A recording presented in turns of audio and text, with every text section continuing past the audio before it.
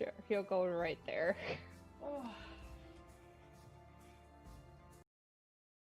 So Brianna took part in a nightmare ritual as a child. Yes. You feel one of them being activated in the museum. Okay. Brianna, I'd like you to make a concentration check to maintain your casting of the spell. Oh, shit. Okay. I will treat this as violent motion because this is violent to your emotions. And I apologize. Remind me again what I'm rolling. Is my Your charisma ability modifier, or is This is a concentration check. Somebody redeem a complication quick. my So it's a apologies? Has redeemed Yes! a complication. It is a d20 plus your caster level plus your ability modifier. Thank you. It is Toivo's turn. Toivo appears, closes his eyes as you explain what's going on, turns its head to look at, or to its head so it's facing the Hound of Tindalos. So Matt and Bryan, you hear the cat just growl real low and dangerous. Nick, you hear meow meow, I can smell you, meow meow meow. Roll your attacks, please.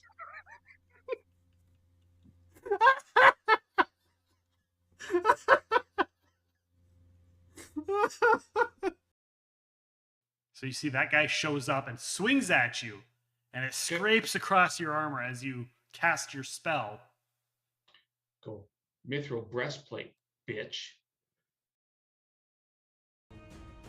Doesn't look like only it on our has- side. He doesn't have that. He doesn't have that prepared. He is going to. Oh, he's gonna unload one of his most powerful spells at all of you. Fuck. Magic missile.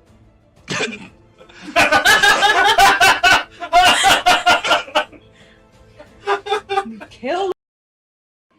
I am sorry, I am trying to be helping, but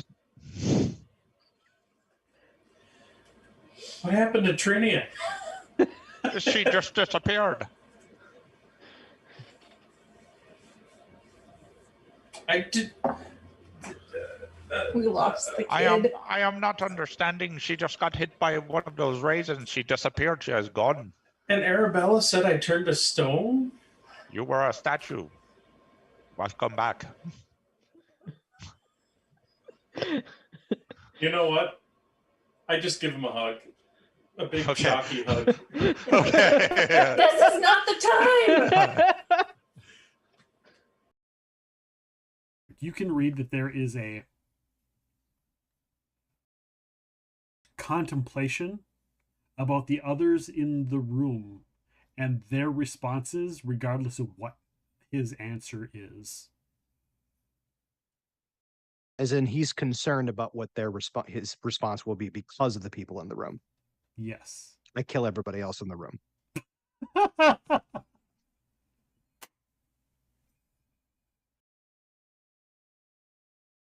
He just side eyes you and looks at Arabella and says, "Of all the places you wanted to fucking teleport us, you brought us right in front of the king's nose." Yeah, because I have to warn the fucking king. So you should probably leave. Go slink off into your little hole. And maybe warn your people. He looks like he's about to punch you. There is a 1,000-year-old dragon burning down a city with over 100 giants right now. I don't have time. Remember, the only reason that any of that worked back there is because of me. Yeah. Do you want a prize? Let's get this battle underway. We're going down. Get down, get down. Biddle-lip. Jungle boogie. And as I'm doing it, I hold Tango out on one hand, and I just think to him, or I say in Dinosaur, like King of the World, as we like, and then I like get off like nothing happened. That's funny. Nick's chuckling at it. Nick probably makes some sort of like, this isn't Titanic. Paint me like one of your French girls, Matt.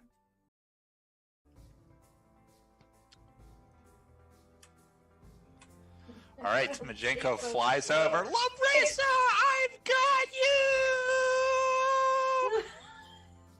you! Can he do a flyby heal?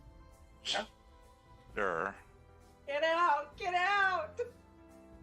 No! Sure, he'll go right there. Oh. So Brianna took part in a nightmare ritual as a child. Yes. You feel one of them being activated in the museum. Okay. Brianna, I'd like you to make a concentration check to maintain your casting of the spell. Oh, shit. Okay. I will treat this as violent motion because this is violent to your emotions.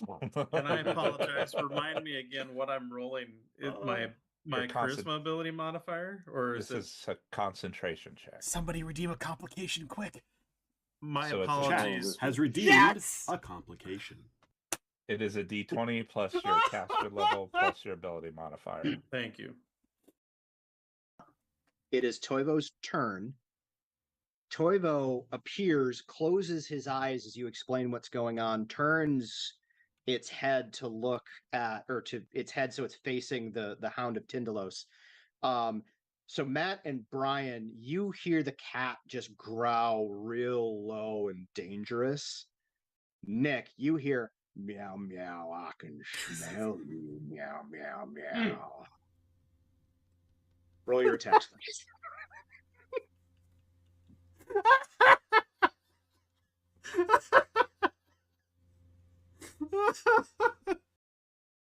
So you see that guy shows up and swings at you, and it scrapes across your armor as you cast your spell.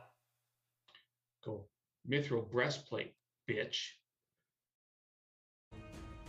Doesn't look like only it on our has to. side. He doesn't have that. He doesn't have that prepared. He is going to. Oh, he's gonna unload one of his most powerful spells at all of you. Fuck. Magic missile.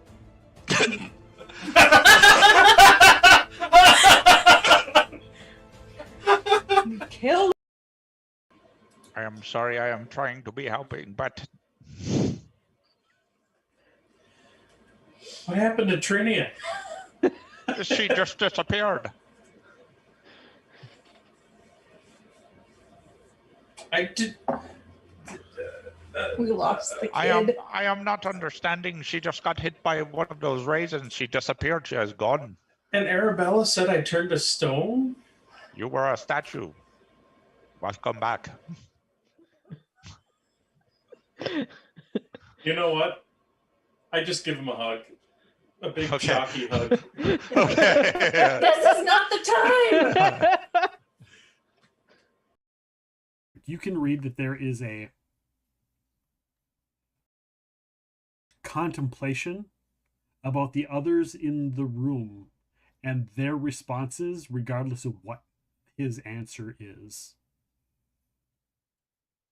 As in, he's concerned about what his response will be because of the people in the room. Yes. I kill everybody else in the room.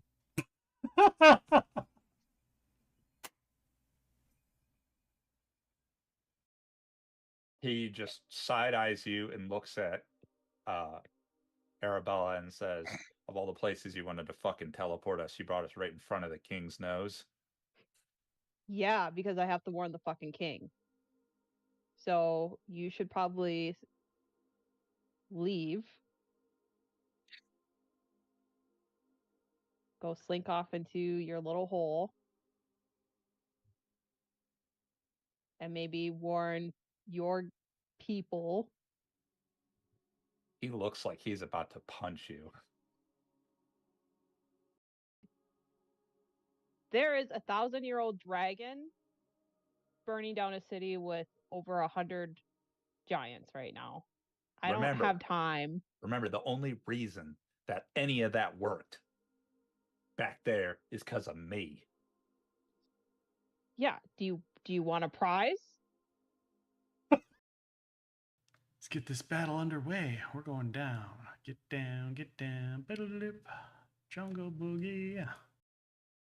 And as I'm doing it, I hold Tango out on one hand, and I just think to him, or I say in Dinosaur, like King of the World, as we like, and then I like get off like nothing happened.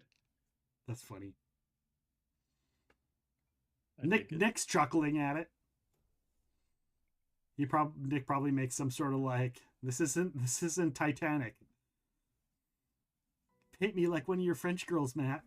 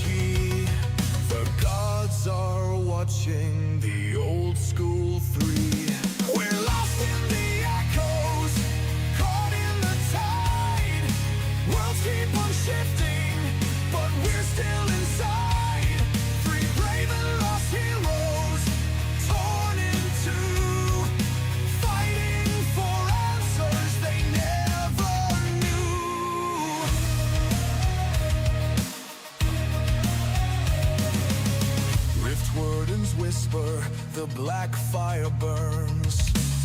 Prophecies written in lessons unlearned. Mythic born power from lives we once led. But why do we rise when we should be dead? We dance in the shadows. Fate calls our name. Three gods are playing their infinite game. Who holds the strings? Who holds the key? The gods are watching the old school three. We're lost in the echoes, caught in the tide. Worlds keep on shifting, but we're still inside. Three brave and lost heroes, torn in two, fighting for answers they never knew. We've seen these faces, we've walked these roads, but time resets and the cycle goes. Are we the players, or are we the pawns? Trapped in the story, but still moving on. We're lost in the echoes, caught in the tide, bound to the wheel, but we stand with pride. Three brave and lost heroes, torn in two. We'll break the cycle, or see it renewed.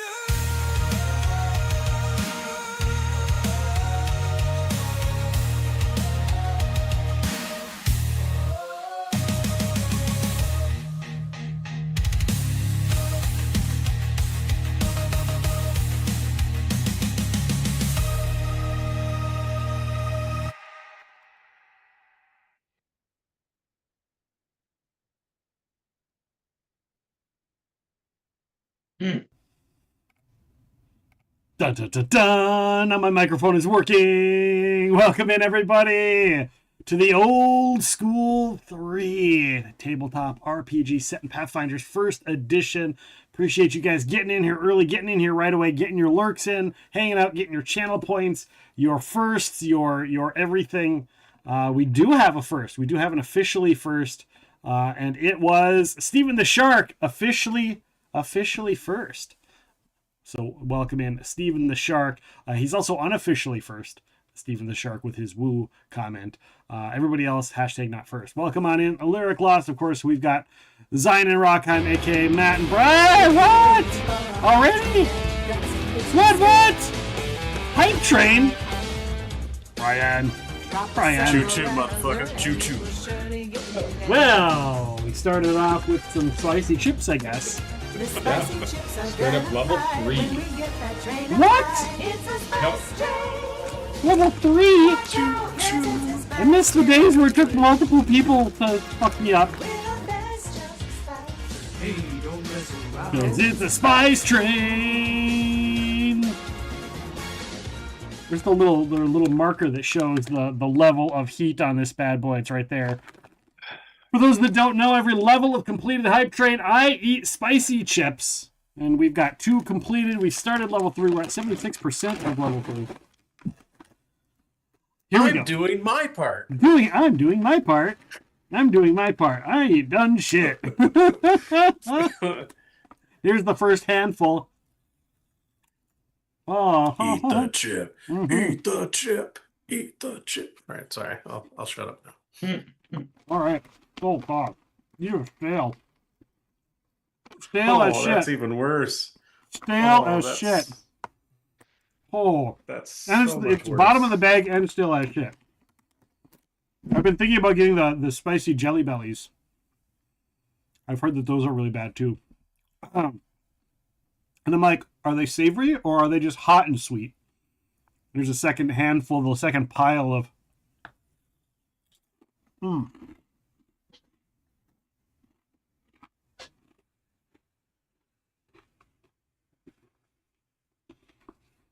Well, then tomorrow, I'll be singing Ring of Fire. Yes. My sphincter became a burning ring of fire. Thanks. Sorry, but not sorry. The ring of fire. Remember the days where we used to make the players eat spicy chips if they wanted heals? I think we should find something spicy again and reestablish that. Gotta find something good. Yeah. I'm going to find the spicy jelly beans and try those and see. Because those could be good. This is you dodging the fire. Like, yeah. Boo, boo, boo, boo, boo, boo, boo. Oh. That actually looks way way cooler in large because it looks like a pixelated game, like a Nintendo 64 game. Mm-hmm. Right? Okay. All right. Luckily, I have some cider here. Calm the crazy heat. Why is the rum gone? Yeah, here, I'll have some more. Well,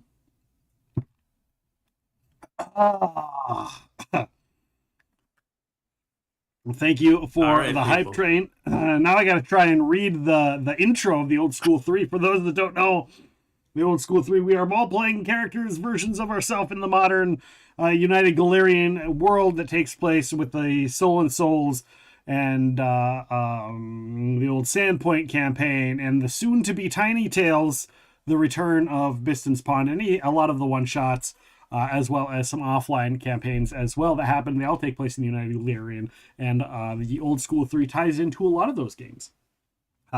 The current campaign ties into a major event that happened that we've already played through, but the Old School 3 kind of has a major part to play in all of that. So, Tiny Tales, yes, March 18th, the first Tiny Tales will take place. I'm very excited for that. The music video, the intro music for it, I'm working diligently on. It's going to be next level for me. So it might not be Octavius level stuff, but it'll be cool nonetheless.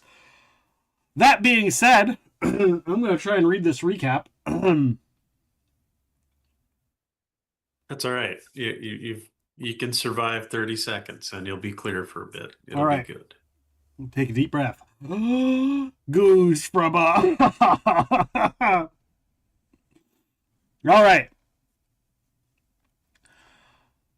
After their journey to the towering city of Kaer Maga, sorry, the towering city of Kaer Maga, Matt, Bryan, and Nick finally stood face to face with the Count of Varno, Count Ristomaur Tiriac.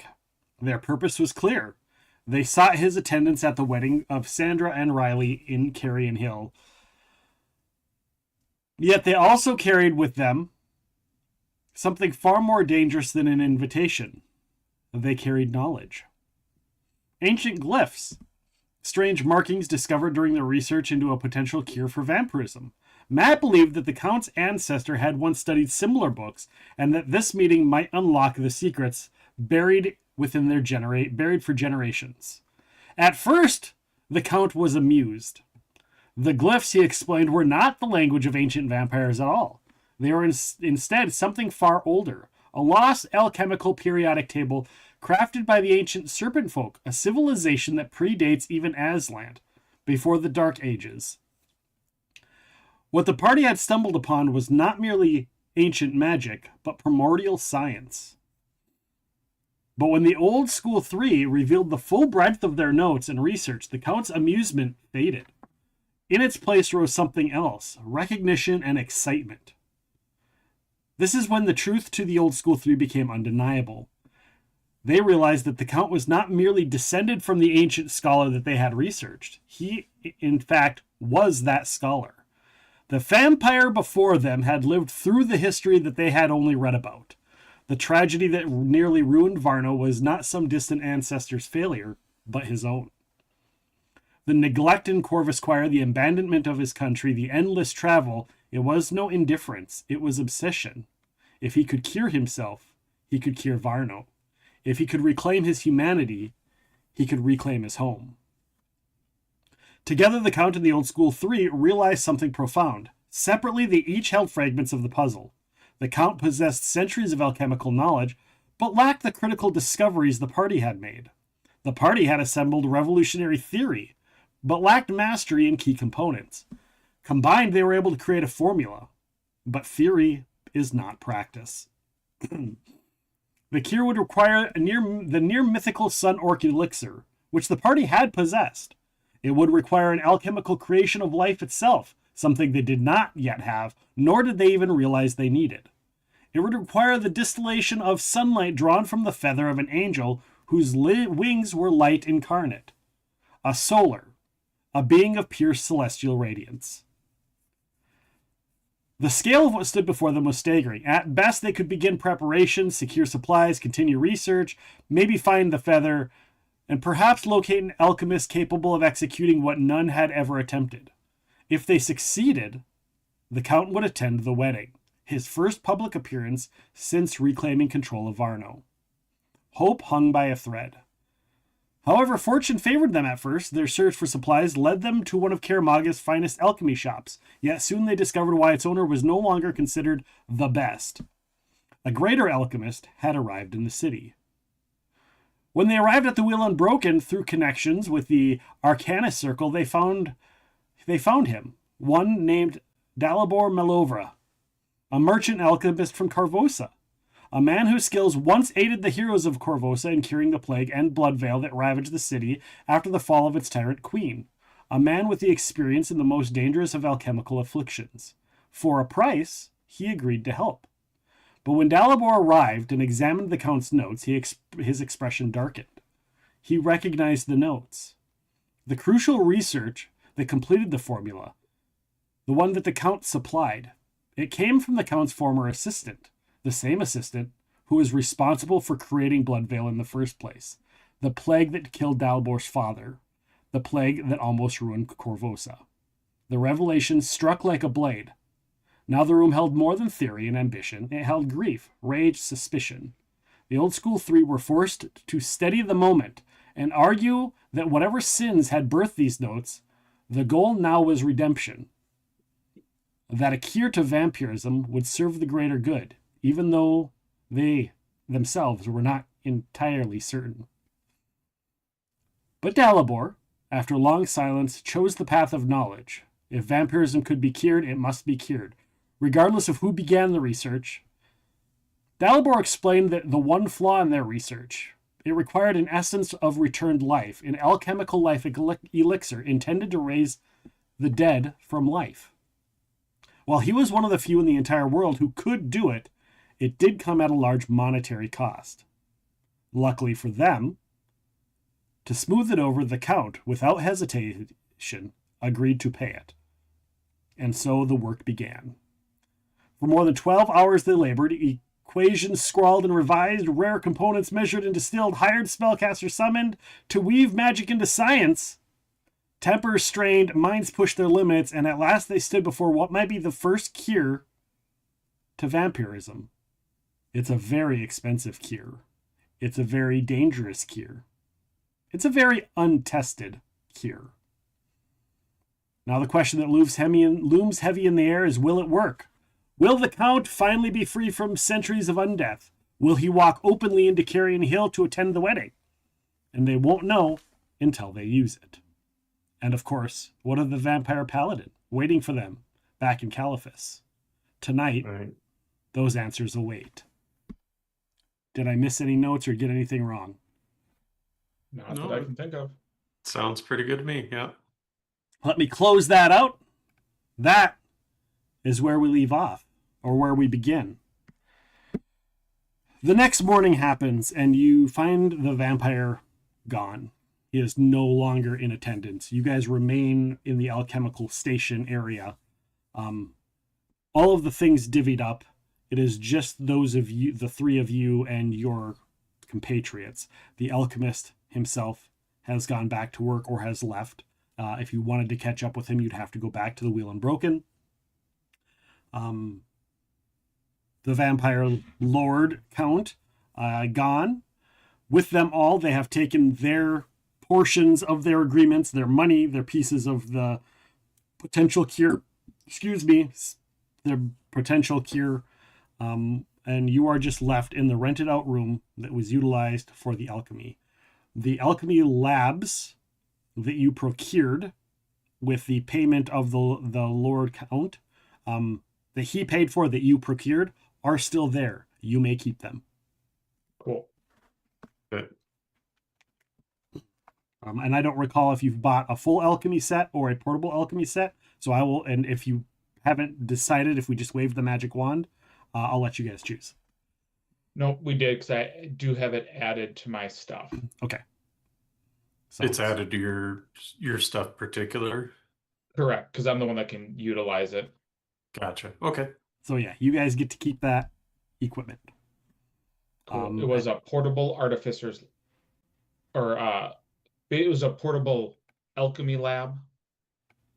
Yes, portable. Okay. Yep. I wasn't sure if that was the one you owned already, or if it was if you had put down the new one, because I thought you had already owned one. I had crafting kits. Okay. But not a but portable not a lab. lab. Okay. Well, you now have a portable lab.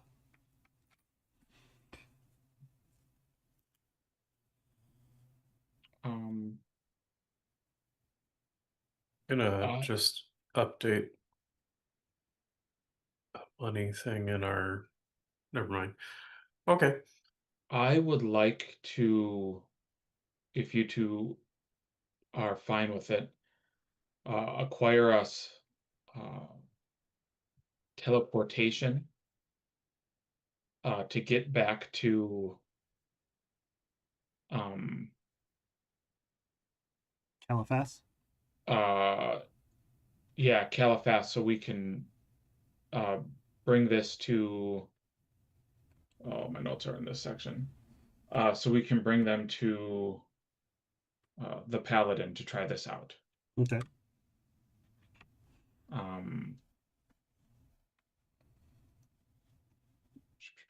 His name. Sounds like a plan. I guess the question would be, can any of us use that?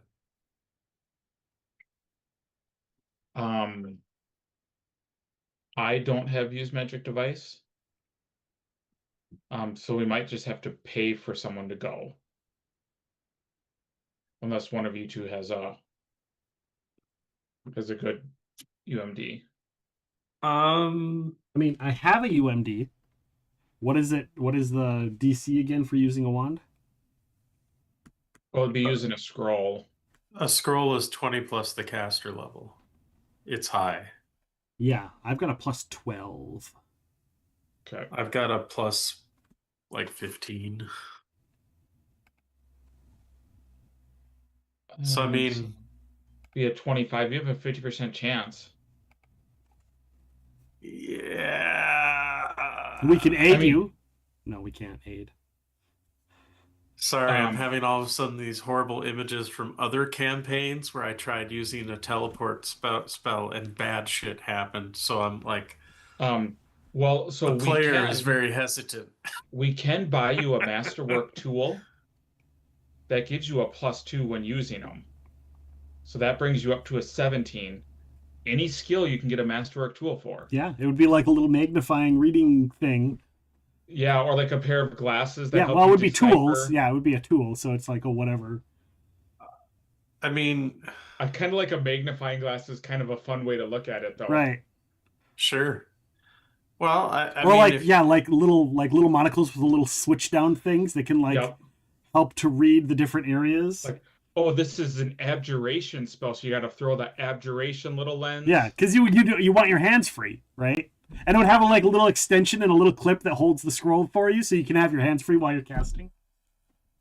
I mean, if you guys are up for it, we can sure try it. Yeah. I just I will apologize ahead of time when it goes wrong. Just saying. Now, you'll have to get a scroll that can move all of you. Because there's not just 3 of you.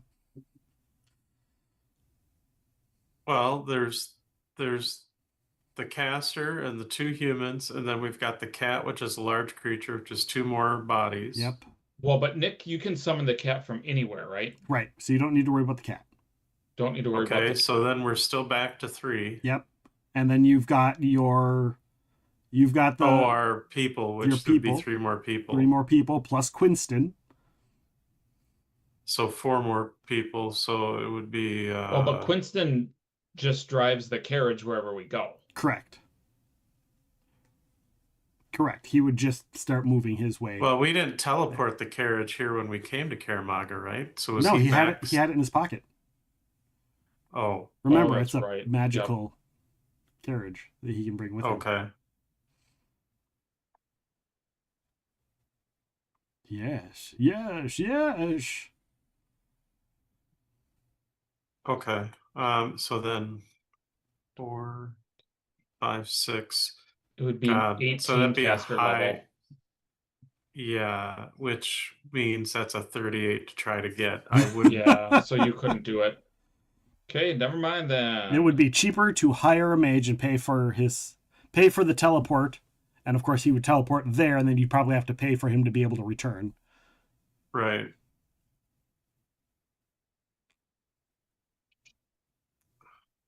Okay, let's look at. Yeah. But I do think we should still get you. So it's 100 gold for a masterwork tool. Yeah. But I still think this would be like the best place to find one because of all of the different mage stuff. Yeah, and the 2 of us aren't enough of masterwork tools to count. But ching. Well, and maybe it can also help me as far as for crafting. I mean, there's not really a DC for crafting scrolls. It's just more time and. Yeah. Well, I think time and money, but. I mean, this crafting skill is designed for how long it takes you to make it, I believe. But scrolls are based on you can only do like 1,000 gold pieces a day, so you don't make the roll like a normal crafting thing. Oh. Yeah. I don't know. It's the additions mess with my brain sometimes. Oh. Yeah, that's fair. So, You have the entire city of Kaer Maga. Now, you already have a good inn at one of the best magic locations in Kaer Maga, which is the Wheel Unbroken. Considering they have their own guild that is the Arcanists' Circle, chances are you will likely be able to find any kind of magical work that you need there. Cool.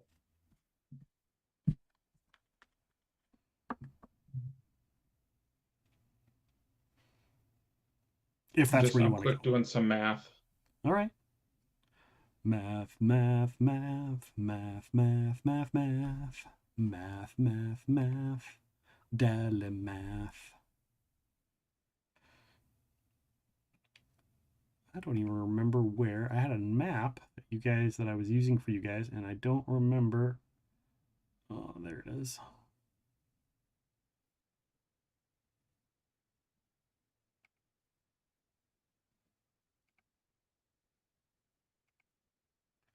It's only 900 gold to get an 18th level caster to teleport us. Yeah, it's like getting spell services is not expensive. Like it's expense more important comes of in like with the additional costs. Right. It's more of trying to find the 18th level caster and convincing them that we're worth our time. Yeah. Right.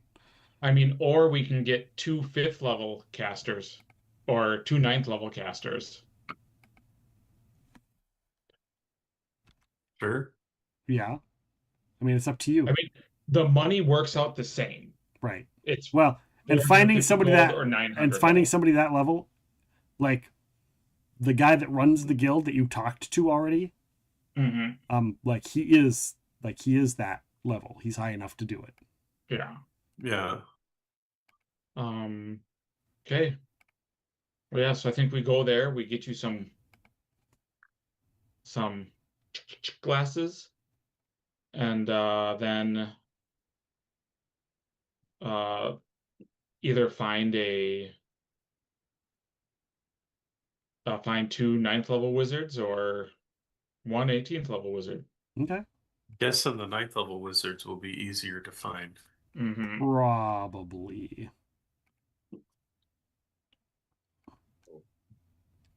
All right. Burp. Whoa. Fix a couple things here.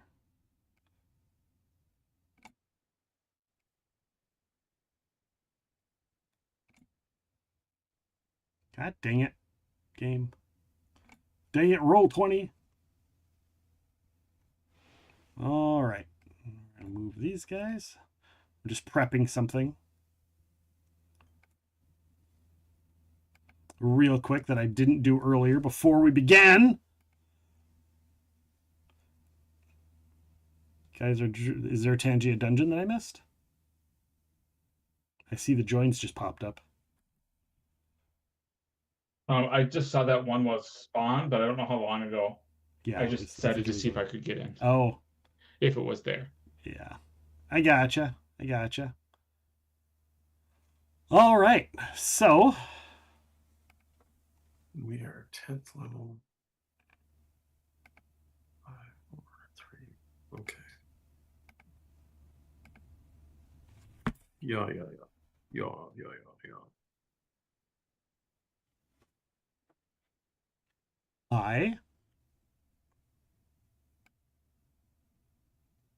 You guys get to the Wheel Unbroken.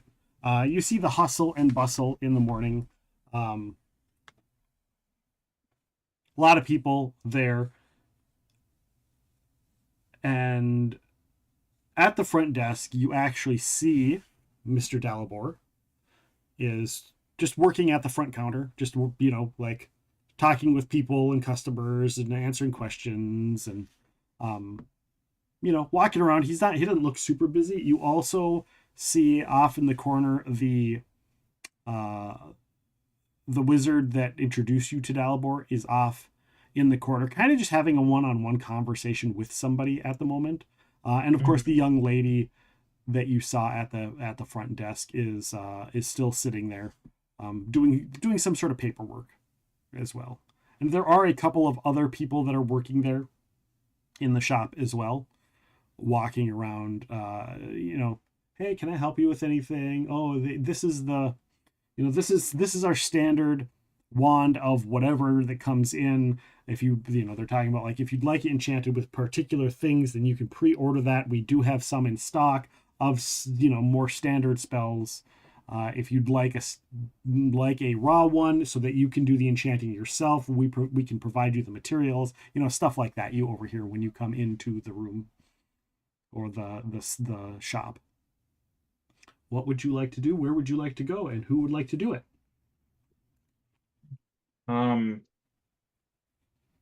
Do they have is this almost like a supermarket where we can kind of look to see what areas might have things? I'm thinking the first thing is looking for this tool for Bryan. Yeah, stuff like that, mundane things, tools and whatnot, they do. And a tool of that variety, they would have. Some other tools, like if you're not going to find sailor's tools here, unless you want, unless they're magical of some sort. But yeah, they do have a tool. Cool. They have a couple different kinds of tools, but they all provide the same focus, and they just don't stack. You can use one, but not the other sort of situation. What are they charging for it? The price of a tool. 100 gold. 100 gold, I think. Yeah. Okay. If you'd like to look for something magical, I can roll to see if they have it.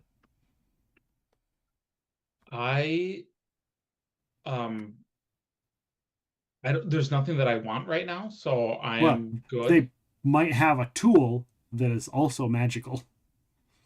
Oh, like something for better than a +2. Correct. Oh yeah. I'm going to say there is a 40% chance they have it. Cool. And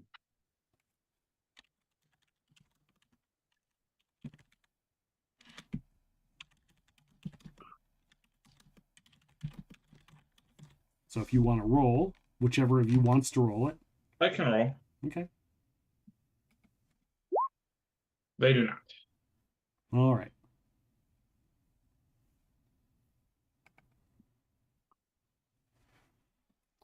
And I'm brain farting. My tool is for not for the scribing of the scrolls, but what we're use talking magic about. device. Use magic device. And then while we're paying for that, I'll ask about whoever I'm checking out. Go ahead and roll a go ahead and roll that 40 percentile again. This is for something else. Nope. Okay. But yeah, I'll just ask who would I inquire to for spellcasting services? Depending on what you are looking for, we can handle it. Who do you talk to first? Just whoever I'm checking out with. Do they have a register? Yeah, Dalibor's doing the register. Okay, he's the one checking people Dalibor. out. Yeah. Yep. Because that's literally his job. He's a profession merchant and then alchemist. So he runs the front desk. He's one of the main front desk people that do the chatting. And if there's negotiations, sometimes we'll go through him as well. So yeah.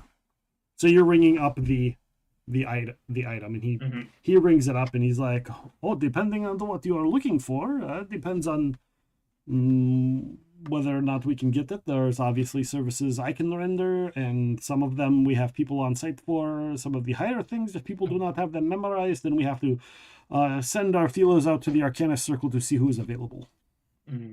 We're looking for teleportation for 6 of us, right? It was 6? 7. 7 of or us. 7. Technically. Or 7 of us? I was thinking 6 as far as if I was the caster, but otherwise, right. yes, it'd be 7. I think 7 for of us? 7, because it's one more, then it's higher than the 18th level. Because Yeah, for Yeah, 6, so we it's have 18th. to do. So you have to do two Yeah. groups. So it being 2 groups, it's a lot easier. He's like, oh yeah, we could do that. I can call someone. We have someone on site right now. We could set that up. How far are you looking to go? I believe we're looking at Caliphas. Yeah. Let me just quick check the notes.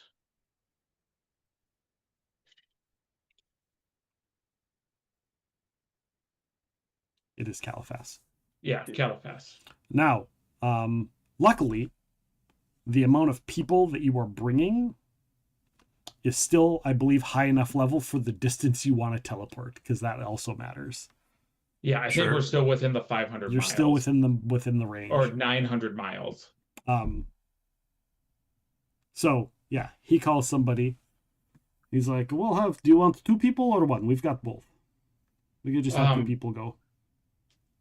2 people probably works fine. Because otherwise, no matter what, it's there and back and there and back. So yeah, sure. So actually, it's my thought was cheaper. What did you say? Take a quarter of the fee off of that. So it would be 1,800 because we've got to pay for the return trip, correct? Yeah, you aren't paying for one of the return trips. Oh, we're not paying for one of the return trips. No. Oh, because they can come back. Because they can come back together. Yep. Now they would normally charge you for that, but Dalibor is not charging you for that. Cool. So it would be 900 plus 450. So the normal price would be 1,350. Or with missing that other trip back, it would be 1,350. Okay. And we'll just take that out of the group loot. Yep. Yeah, that works. Are you noting that, or do you want me to? If you're in it, if you wouldn't mind, that'd be great. You said 1,350. 50. Okay, I'll get that updated. And he packages up your tool for use magic device. And he goes, we had a tome not too long ago of training book on use magic device to teach you how to use devices pragmatically. It could be good for training, yes. I.e., it's literally a book that allows you to retrain a trait. Oh, nice. So you could train... To retrain a skill? To retrain, yeah. But he's like, but we sold it out, but you could keep an eye out for it. It's fairly well known, or we could get it in on order for you. Well, thank you. That's definitely something to keep an eye out. Oh, absolutely. Another thing to keep an eye out for. Have you noticed a door randomly appearing in town? Maybe shows up every handful of years. Oh, it's a big town. Well, lots of things happen in Kaer Maga. There is a magical entity that each day at sunrise, her shop appears in a new town. Normally in an abandoned building, and suddenly there's a door and an awning. She deals in curses. She is the day trader. Or is that what her name was? I'm trying to remember. Yeah, she's the day trader. Yeah. The day peddler. Day peddler. The day peddler. Well, I thought they were all different types. So there's. Oh yeah. She's the day trader. Yeah, that's right. She was the day trader.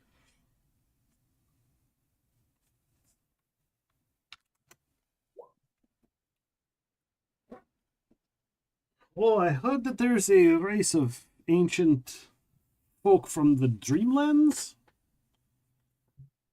And some forgotten race. Ah, that would make sense. And apparently, that's all that the entire race does, I guess. That's all I know, but I always thought it's storybook tale. Maybe it's real. We ran across her here yesterday. So maybe a while before she returns, but if there is any rhyme or reason to her travels, that may help you extrapolate where she is. Ah. Fair to know. Welcome on in. Damn you, Christine! That's a great name. Getting one month. 1 month subscription from the Rockheim. coming in saying thank you. You're welcome. So I'll have to look into it. I figured you, out of anyone we met here, might be interested in the knowledge of her.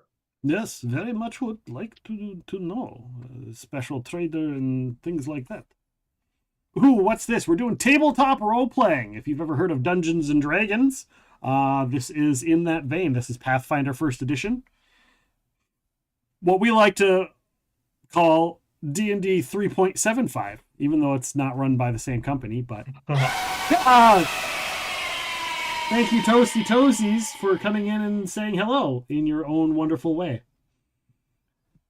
Much appreciated.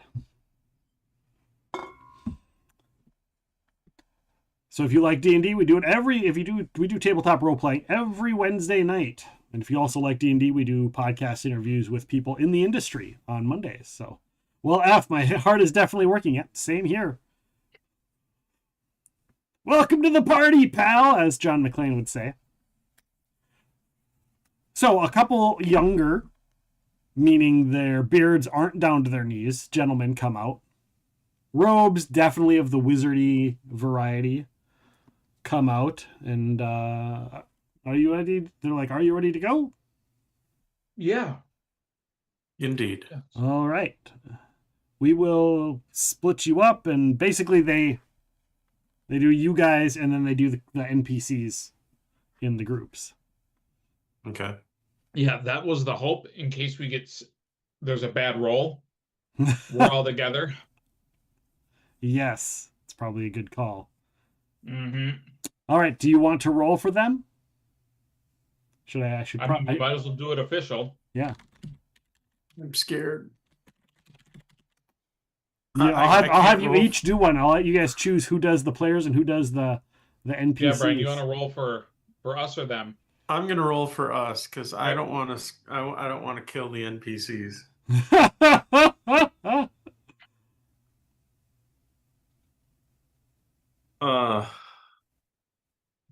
Okay.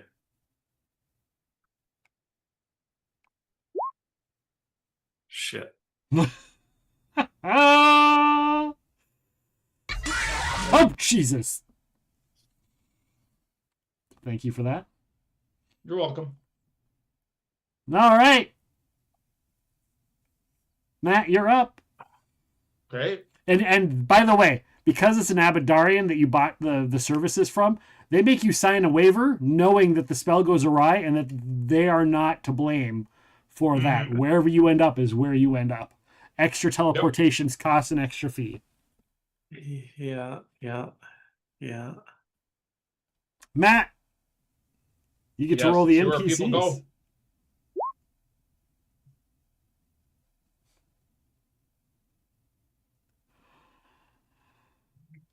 All right. So,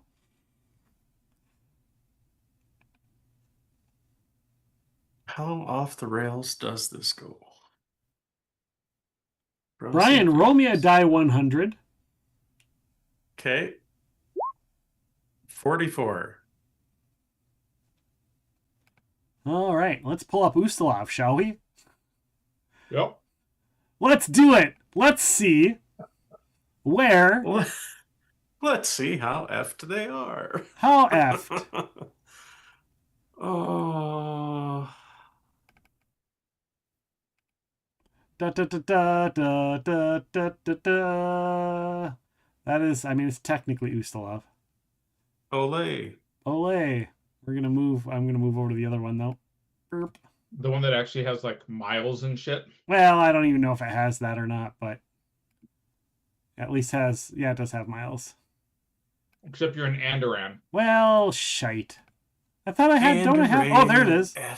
Did I accidentally delete it?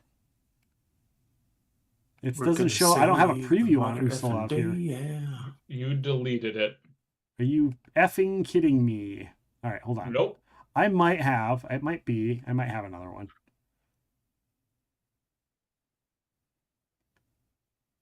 I do have another one. This is the actual one. Here we go. Much better. Much better. Ustalav. So, roll me a die 8, Bryan. Okay. D8. There we go. Come on, roll 20.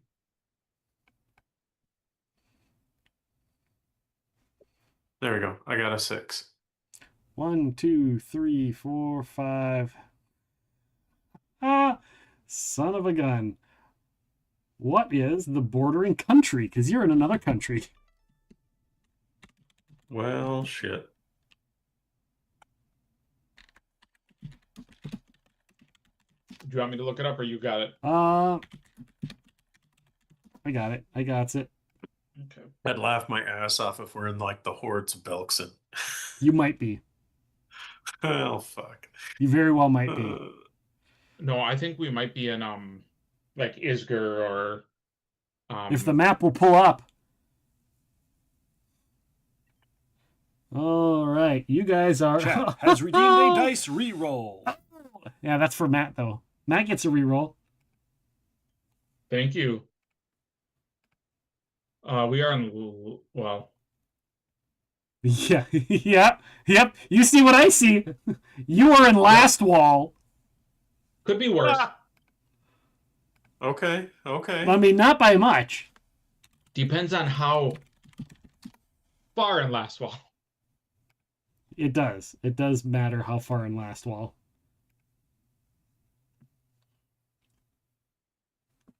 Luckily, Chat has redeemed a dice reroll. Bryan gets a dice reroll. Is that to reroll the D8? Chat is giving it to you. Or the 44? It would be your last roll. It would probably be your last roll. Okay. Or you can hold on to it. I think I actually already have a dice reroll because I have one written on my character sheet, so I'm going to reroll this. Reroll the D8. A 7. Okay. So now we're in the Horde of Belkson. No. Okay, good. That's good. No, because actually the last one, because I was looking at the wrong place, the last one you are you would have been in you would have been in the middle of Lake and Carthen. Oh. Okay. Because Caliphas is over there, and I was looking at the Grace. So 1, 2, 3, 4, 5, 6, 7. So you're straight west of Caliphas. Interesting. The big thing is the miles. How far many miles we're off is going to be the big. Oh yeah, no, that's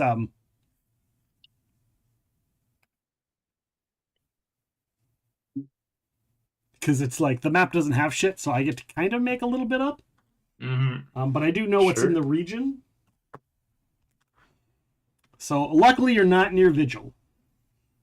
Which is good. Which is good. So you guys find yourself, poof. I believe open plains is a good chunk of last wall, if I recall. That area of last wall. So you find yourself open plains, fields, not super high, fairly flat, open land, open sky in the morning. Nothing like splitting the party. That always ends well. That's right.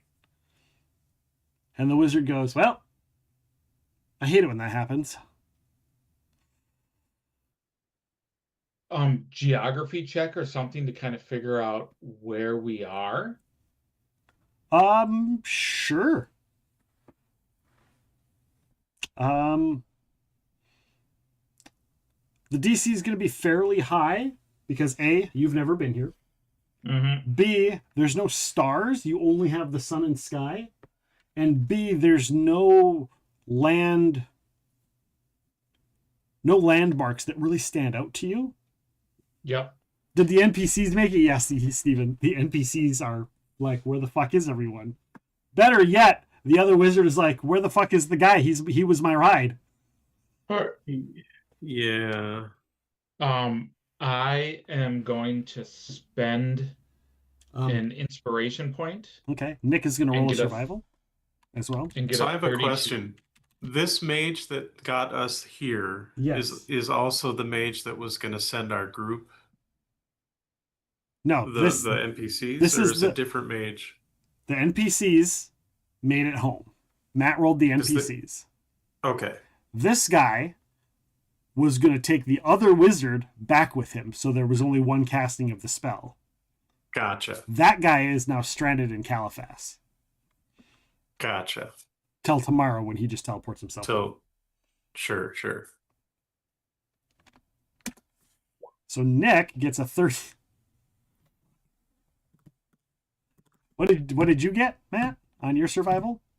I got survival or I was doing geography. Oh yeah, geography. Sorry. 32. Yeah, 32. So I spent an inspiration to take a 20. Yeah, so you get geography. Nick does survival to kind of assess what kind of terrain we're in. Take an aid another, because Nick is able to tell you terrain shit that is helpful in asserting your location. 34. Okay. Yeah, you figure out, you're like, okay, well, your goal was Caliphas. You know how teleports work. Mm-hmm. You didn't end up in the ocean. This does not look like Ustalav. This also does not look like the River Kingdoms. That gives you one option. Yep. The Plains of Lastwall. Okay. Probably somewhere closer to the Caliphas region of things and closer to the river. Or knowing that we have to move Lake Incarthen. East and we'll come across the river. And then we can just find river passage. Yeah, east or northeast. Or possibly southeast, but east will hit you water regardless. Yep. And that will tell you if it's river, then you have to figure out whether you got to go north or south. Yeah, right. Either way. Okay. Now, the wizard looks at you guys and is like, sorry about that. It is happenstance. The best of luck to you. You should be nearby somewhere. But you guys are adventurers. You know what you're doing. And then he starts to cast. Thank you. I'm like, should you want us to give anything to your buddy if we see him? Nah, he'll be fine. Okay.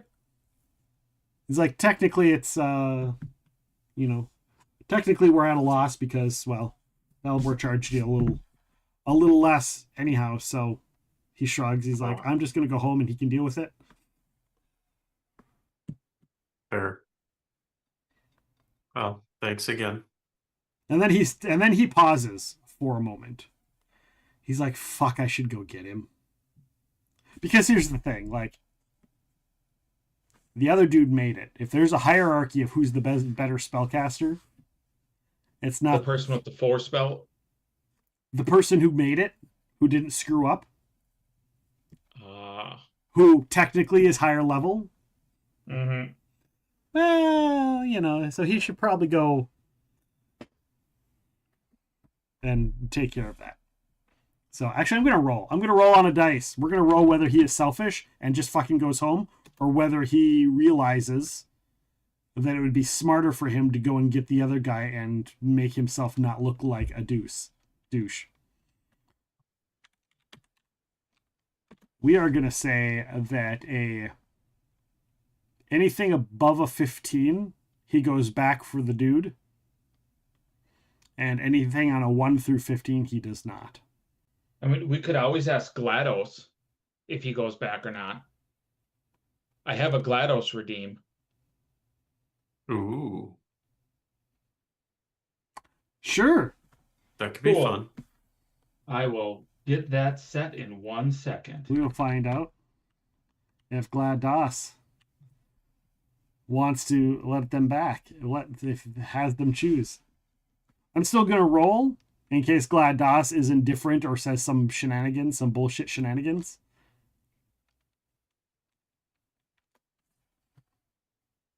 It will happen shortly. He nopes. If GLaDOS is indifferent, he nopes the fuck out and just goes home. With authority. Sign 121 asked me, does the wizard go back for their co-worker? It seems like a rather foolish and inefficient decision to split the party, doesn't it? But who am I to judge the illogical choices of mere mortals? If the wizard values their co-workers' contributions to their eventual demise, perhaps they will return. Or maybe they simply realize the importance of having someone else to blame when things go awry. After all, loyalty is such an overrated concept. That sounds like he's blaming the other guy and getting the fuck out, and he's just going to lay the groundwork for it to be the other guy's fault when he returns. That's what it sounds like to me. 100%. And the fact that he rolled a 4 when he needed a 15 or higher to go get his coworker, he tells he's like, nope, I'm going to go back and I'm going to lay the groundwork that I didn't fuck up, that he fucked up. I have a lot of ask people. Oh, really? That can be redeemed for stuff. Those are always fun. I always enjoy hearing those and what the AIs come up with for some of those conversations. That was fun and interesting. So he nopes the fuck out of there, and you guys are left in the open plains of Lastwall. You start heading like west, northwest-ish? East to northeast-ish? Or just east-ish, I guess? East-ish. Because you don't know where you are. You could be way further south, but yeah. Yep. You start moving east and traveling. It takes you a while before you run into anything. Ooh. I'm gonna do a song of marching. Yes. Which for a use of rage song allows us to all allies within 60 feet. So you guys, we can hustle for an hour. Hustle, loyalty, and respect. Mm-hmm. Word. Yeah, did I read that right? Let me double check just in case, but I'm pretty sure. Yeah, so basically we can move faster without suffering from fatigue, allowing us to hustle for an hour. Okay. Sounds good. But it is considered a walk in terms of accruing non-lethal damage and fatigue. All right. And depending on how many hours we go out, I can burn a few. Basically, it's one use of rage song per hour. Cool. So, to expedite things, I feel that's probably not a bad idea. You see in the distance before you would make camp, because you make some good time. You see a plume of smoke that is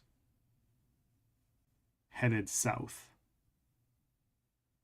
towards you. Like towards where you will eventually end up. Like you'll probably end up meeting up with whatever this plume of smoke is. Like within a couple of days or within like hours? By nightfall. Oh. Interesting.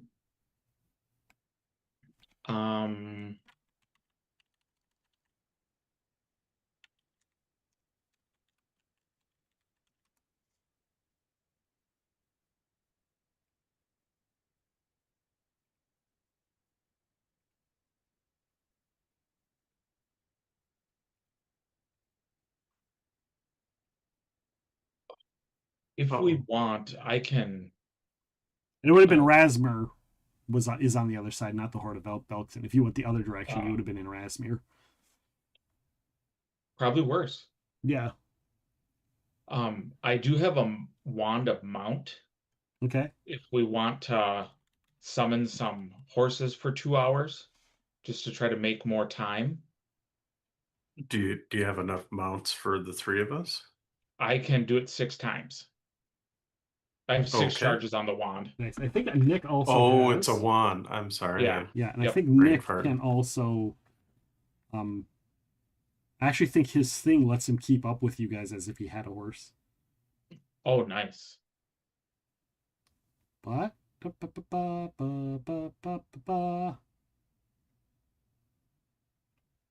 Nope. I don't see it. Okay. So yeah. Well, yeah, I'll nix off Horses 3 will be good. charges.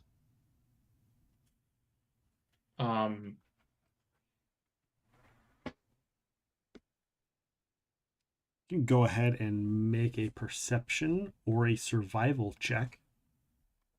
All of you, if you would like. Yeah. Some are better depending on what you're rolling. The DC will change.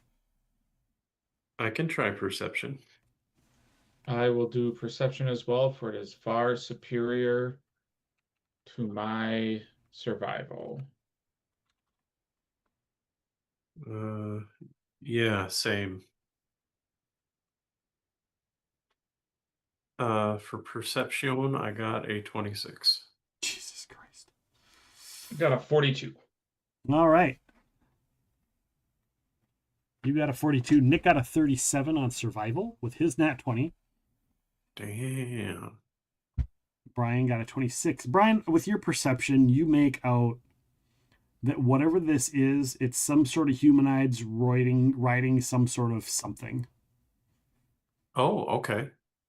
Interesting. Whether they're monsters or not, you're unsure.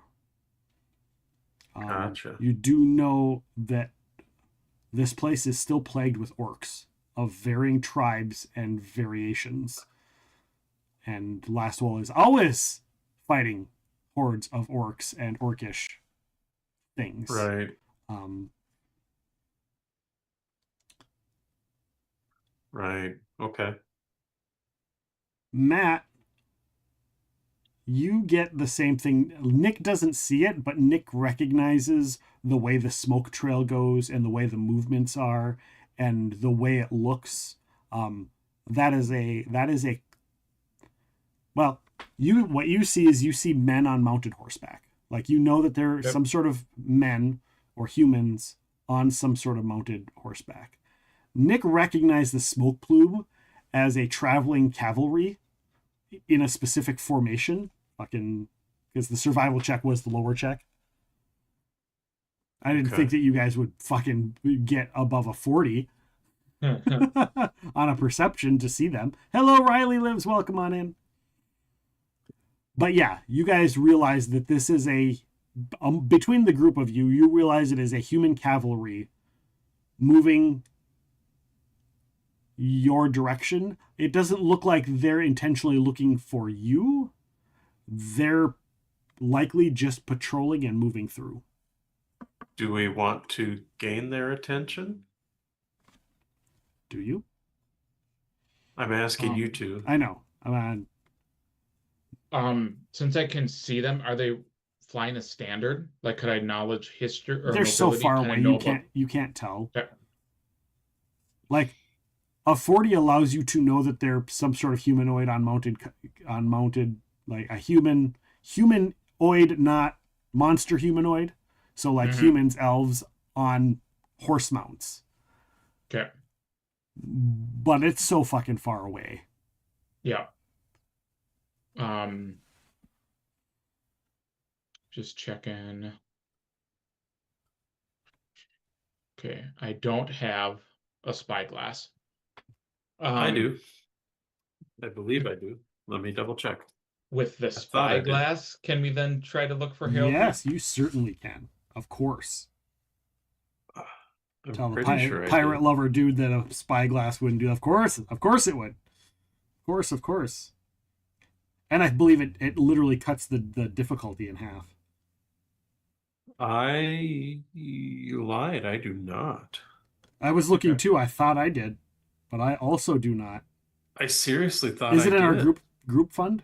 Group bag? That's Let what I me was check. wondering. Yeah, that's a good question. Bottles of mead, healer's kit, humidor, driftwood, thieves' tools.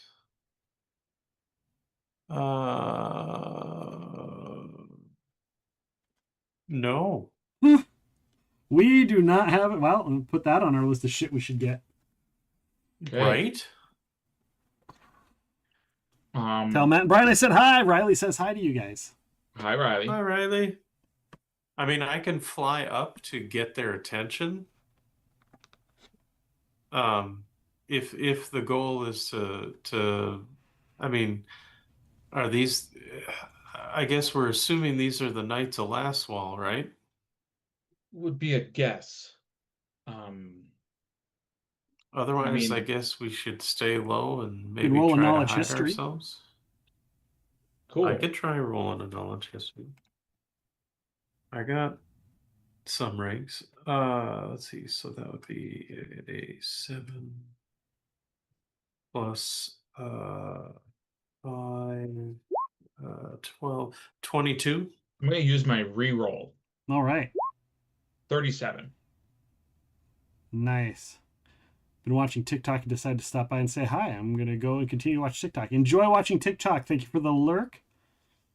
And Susanna spawning a Tangia dungeon. Thank you, Susanna, for that. We appreciate you. With your combined knowledge history, you know that, yeah, Lastwall has patrols that they send out.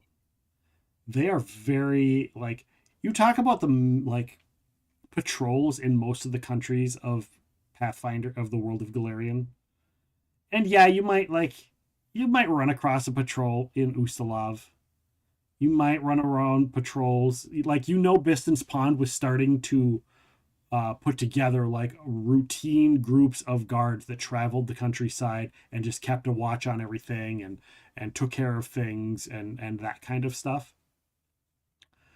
But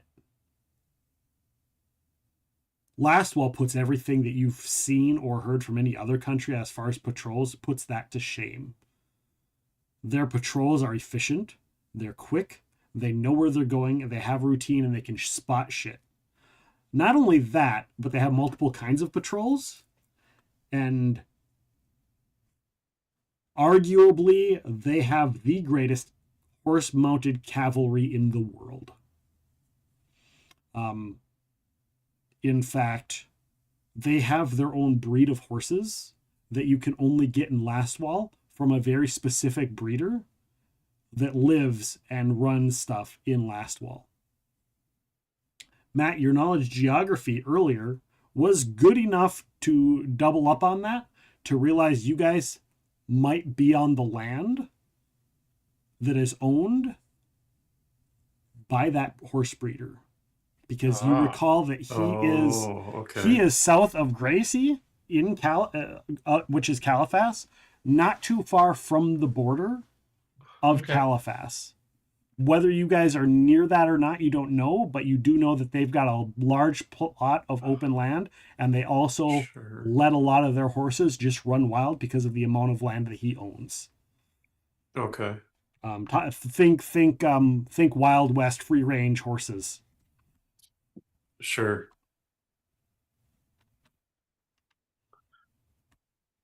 Cool. Now, whether this is a cavalry or this is that guy doing training or breeding or what it is, you're not sure. But it's probably one of those two things. But either way, whatever it is, these are going to be badass horses. Mm-hmm. All right. I think we'll be okay. I think I'm going to go ahead and get their attention. Okay. Yeah, I mean, and then at least we can find out how close we are to the border. Yeah. Right. It doesn't take long for them I'll to just spot fly you. up and kind of hover for a second, maybe do a little spin around and do a little wave, They see you because their job is to look for shit. And a flying human being is not normal. Mm-hmm. It would tend to stick out a bit, yeah. It's going to tend to stick out for people that are always vigilant on looking for threats. Absolutely. Literally the second, like you can tell when you're up there, Bryan, no check needed. You can tell when they see you because in unified unison, the horde moves to zone in on your position. They turn and they shift. Gotcha. While they're riding. And it doesn't take long for you guys to meet up with them. And I'll probably kind of lazily spiral down, but kind of try to time it to land roughly when they get within, I don't know, 100 feet of us or so. Yeah. You guys have seen intimidating stuff in all of your lives. You've seen monsters, you've seen dragons. But this is nothing short of a small army of trained, mounted, fully armored horses and mounts, fully cavaliered. And they come in unison and they surround in a circle in almost eerie precision and silent. Like other than the sound of their armor and the horse's armor, they don't need to give commands. Sure. To work around where you are to essentially contain you and create a wall of horses around you. All of them do have their weapons drawn. Okay. From somewhere in the mass of armor.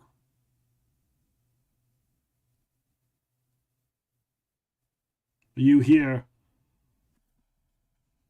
a voice say that you are trespassing upon Dartrot Ranch.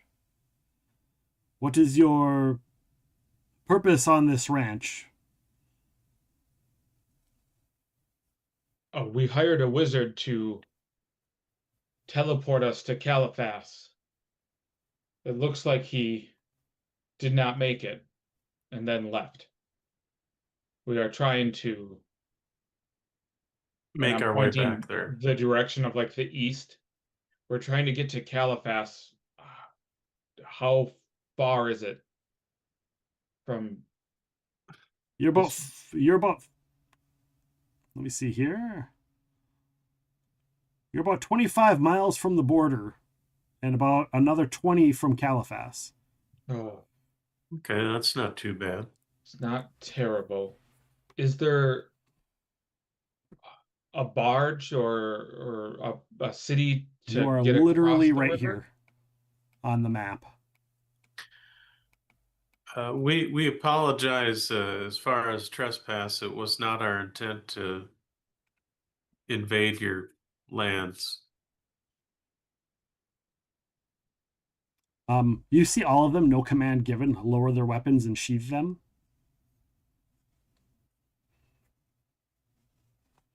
And out from the mass of horses, you don't see anyone dismount, and they kind of just come out from within the wall of horses, of armored horses. You see a gentleman in half plate, older, a little bit more regal, long, thick, heavy gloves. Kind of steps out of the group and walks towards you. He is definitely an older person. And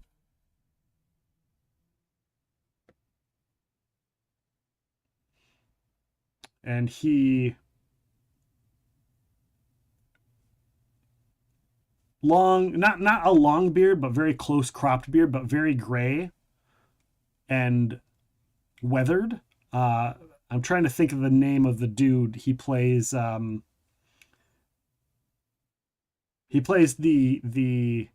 sword arm for what's her name in Game of Thrones, and then he gets grayscale. Oh yeah, Barath. yeah. Picture him. Baratheon or something? Okay, yeah. Mormont, I think it was one of the Mormont. guys. Mormont. Yeah, Mormont. Mm-hmm. Not the fish Mormont, but the other one. Yeah. The bear. He, the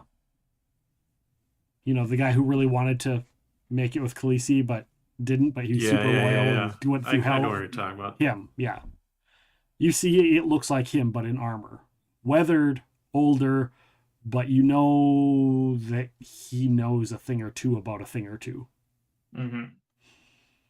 And he's like, we are headed towards the ocean for our part of our run, or towards the lake in Carthen for part of our training run.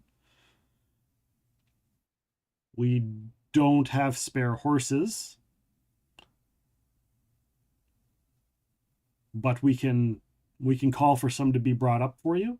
Unless you have other means, you do look like you are of the adventuring sort, so you could have perhaps magics of certain sorts to travel with. Obviously, one of you has wings. And he kind of just, he kind of like sees it, and it's not that he's like surprised, but it's like fucking adventurers, this sort of thing. It's kind of the look that he gives, but he's very like composed. Sure. Mm-hmm. It's like, you guys catch it, but he's still composed. How long of a travel is it still? To get to the ocean? I mean, Yes. we're looking at 20 miles, so maybe an hour. Okay. Well, if you're doing 3 miles, if you're walking, assumably about 3 miles per hour on like a plains-like terrain, you know. Yeah. Nick's bad at math when it comes to that, so. Then you'd be looking at like a day's worth of, or like an 8 to 10 hour travel Walk. time on foot. But they're on horses. I Right, can so summon us some mounts to ride probably have alongside. that. Yeah. Unless Brian, you want to try to fly for a couple hours. I can fly for a bit, but I'd have to take a break. Thing is I'm not, being that this is open land, I think you guys would outpace me. Okay. Yeah, I'll nix off the 3 charges. Okay. I mean, I look around, it's all fields, pretty much in any direction we see, right? Correct. Yeah, I don't think they're going to hit any sort of landmarks that I can see anytime soon what would slow them down enough for me to catch up. I think you guys would just haul ass without me. He nods. He's like, well, there it is. We will take you to the bay where the river meets Lake in Carthen. Our horses will get watered there and rest. You are more than welcome to camp with us there if you'd like, or you could continue to move on across the river.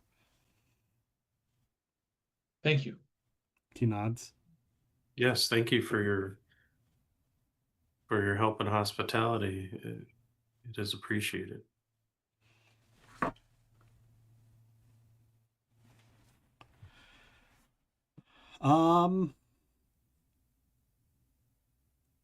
Bryan, you get a message in your brain.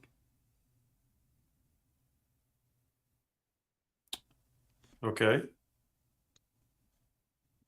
Is everything okay?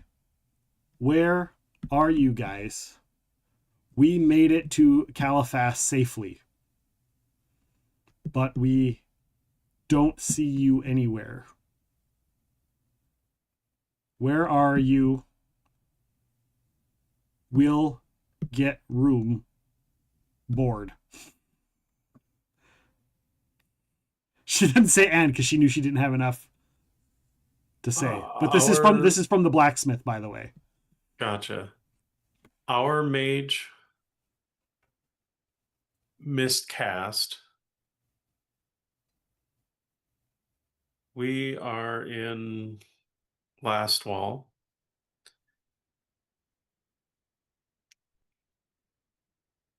Approximately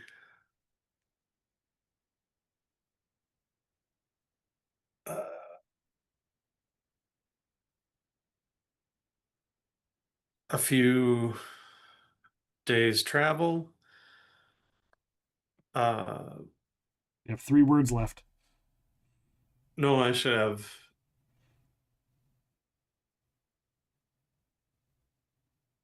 What is it? No, you should have 8 words left. What 8 words left? I think I have 8 words. You have 8 words left, yeah. Sorry.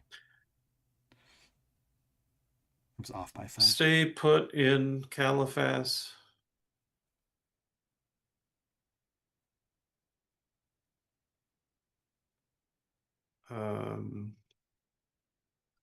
Now 3 words with the No, I'm just kidding.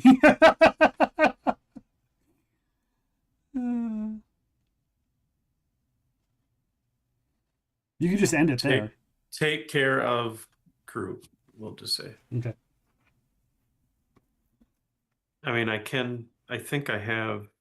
No, I do not. I thought I did, but I don't. Okay, never mind. I thought I had sending as a spell, but I do not yet. Okay. She utilized some of her Pathfinder renown to pay for spellcasting services to get a hold of you guys. Nice. Because all of your characters still have Pathfinder renown because they were part of the Pathfinders. Mm-hmm. Right. Some of them still are, technically.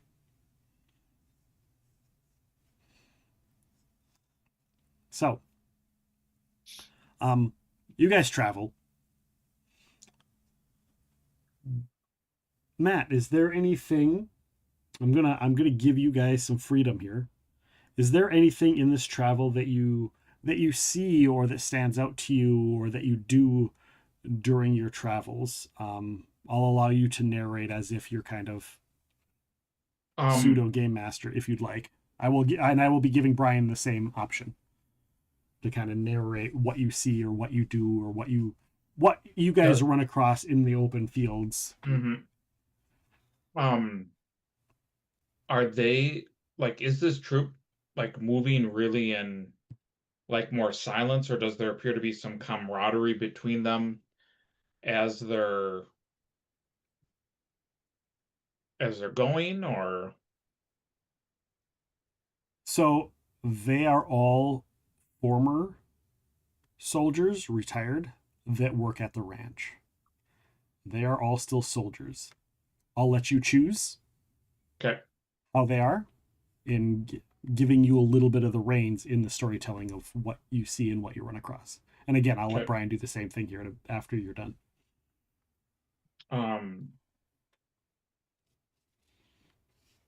Yeah, like I guess as we're traveling with them, what we notice is that these are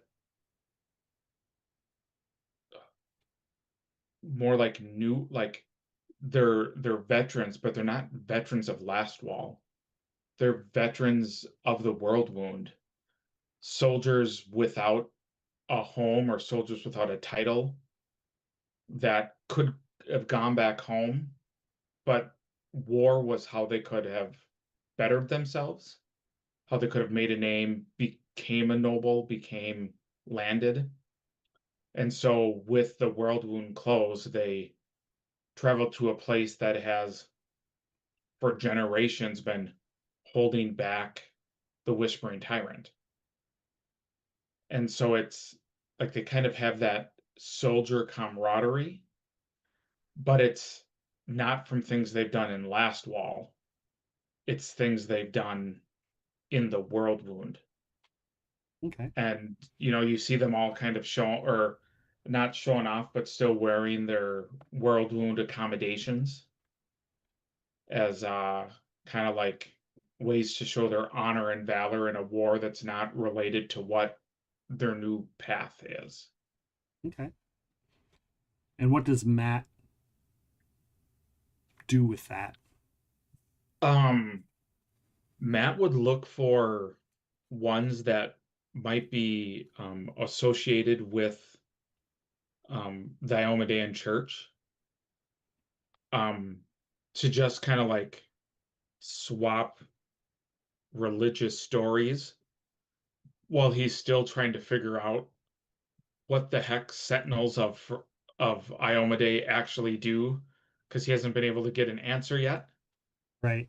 But yeah, just like trying to hear like stories of heroics or things of those that follow the Lady of Dawn. Okay. Sounds good. Bryan, what is it that you see or observe during this time of travels? Again, you're allowed to take what I've said, what Matt said, and run with it. You can add to it. And then in retrospect, what does Bryan do with that information or the prior information during this time? Well,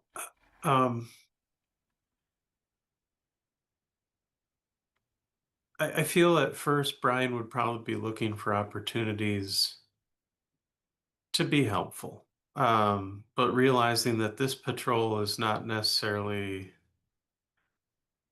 because of the area of Lastwall that it is, since it's kind of further away from, say, the orc hordes of Belkzen, and even a little further away from where the Whispering Tyrants location sort of is, kind of, that they're, while they're vigilant, it's,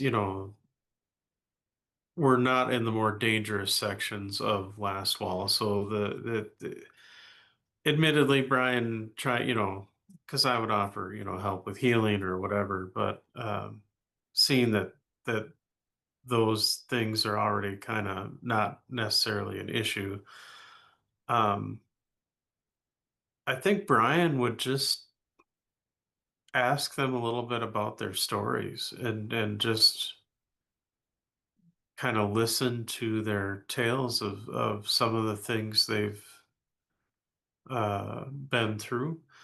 Um, you know, I know the world wound had, at least in our world version, had sealed up, and then of course there was the kerfuffle where someone was trying to open up the world wound again, which was a more immediate, within the last year or so of our characters dealing with that stuff.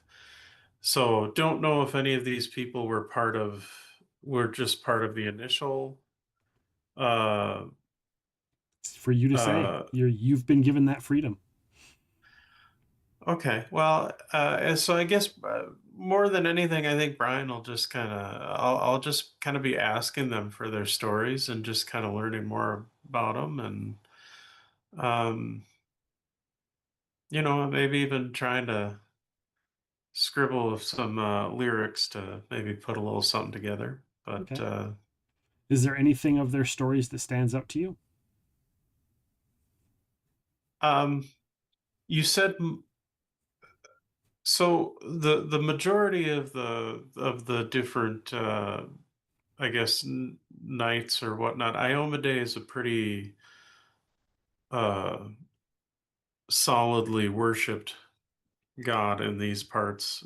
I'm assuming. Yeah, sure.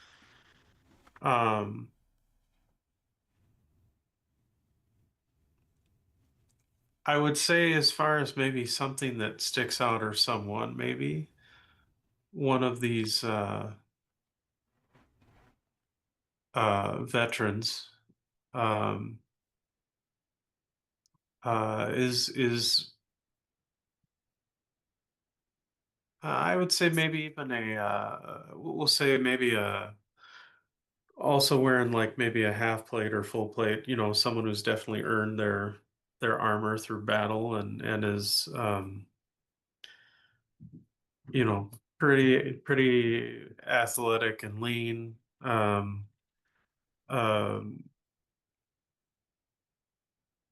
Not necessarily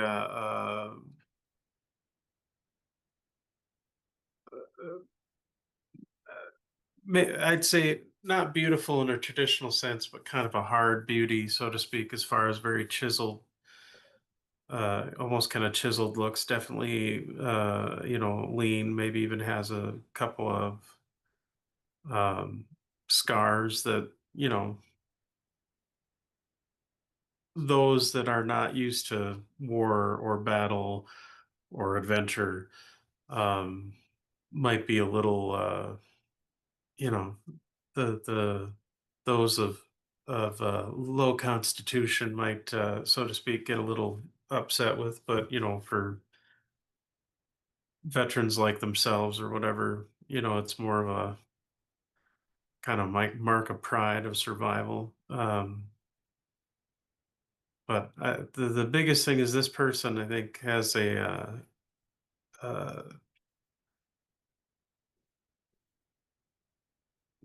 a different holy symbol from everything else. And I forget the exact holy symbol of this god, so I'm just insert the symbol here, but Robogov. no, I was gonna think of the one with the 5 wings, the Rasmuriel or something like that. And I'm probably butchering the name. Something like this. No, you're right. Anyway, that one.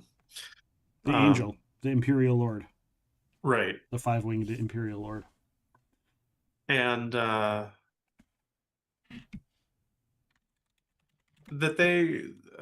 this person Ragathiel,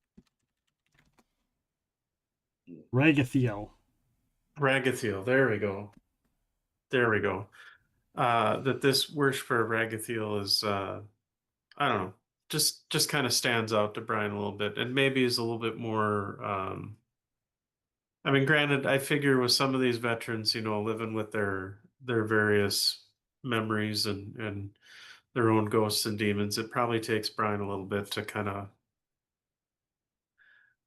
warm them up to Bryan to speak about such things. But I think Bryan kind of notices this one person in particular because they tend to continue to be sort of silent and not say much, and don't.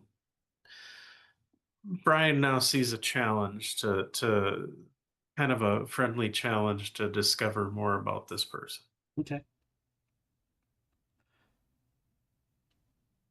As you're conversing and traveling with them at a good pace, so it's not like it's super easy, you eventually come across the ocean. Not the ocean.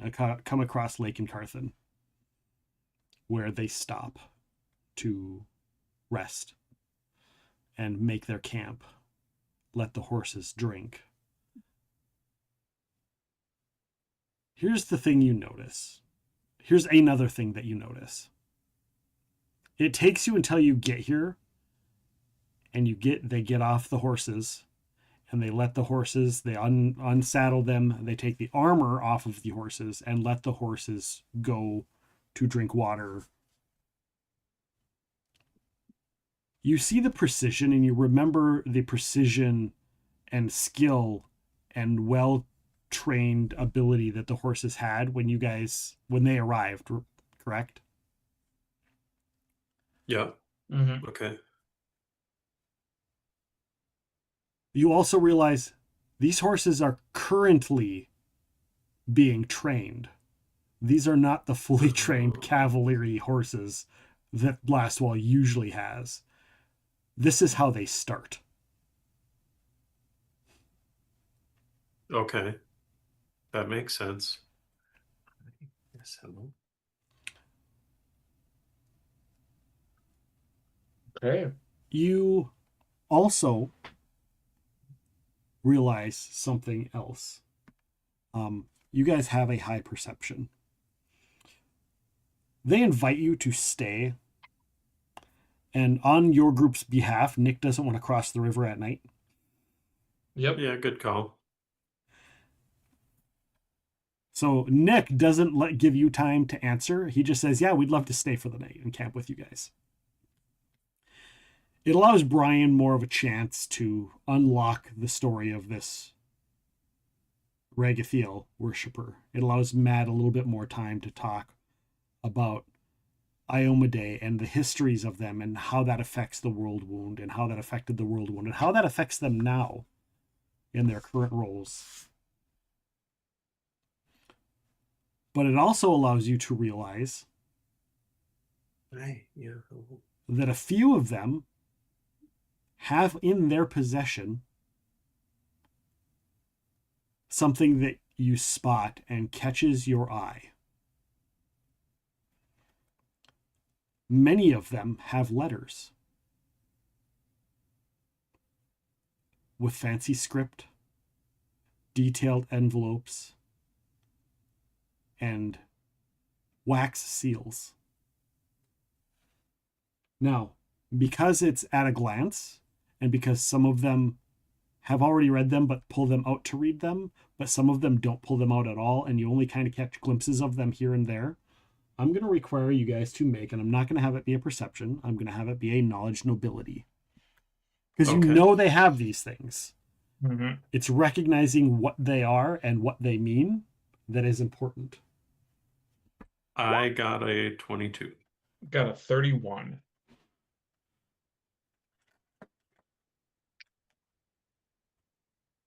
You guys both recognize...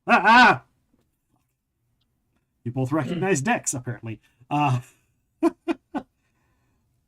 You both recognize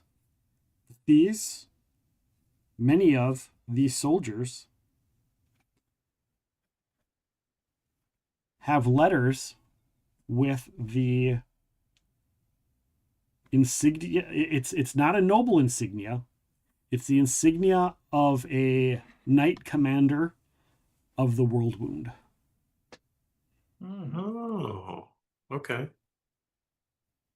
Now, it stands out to you because you recognize the lettering and the envelope style.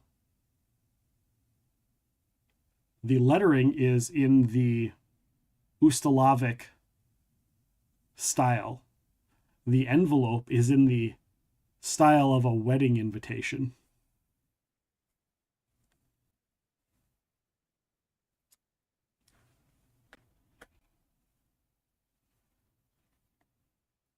If you got a 30, which I believe one of you did, you recognize the insignia of the Knight Commander as Commander Riley Savage of the World Wounder. Ah. Was it all of them or just some of them had it? Some of them have it, maybe all of them, but you've only seen some of them that have it. Okay. And that kind of stands out to you.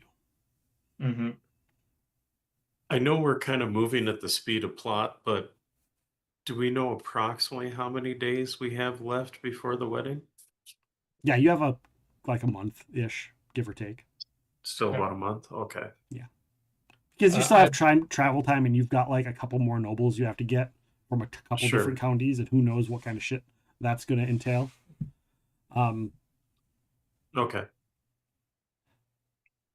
And Bryan, you realize that the guy that you stands out to you.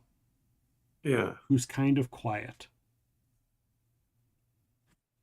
One of the reasons that he stands out to you is because for some dang reason, he looks familiar to you. Okay. You don't know how. You don't know why.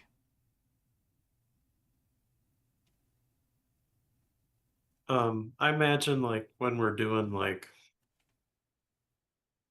whatever we're doing for our supper or whatever, as far as setting up camp and, and I'll definitely help, like offer to help, brush down the horses or whatever they need. But I imagine when we get to that point, I'll probably play a little music here or there or sing a couple songs just to kind of keep us entertained. But okay. I think once stuff starts to quiet down to the point where, people are starting to go to bed, obviously I'll quit. But I think I would like to approach the individual. Yeah.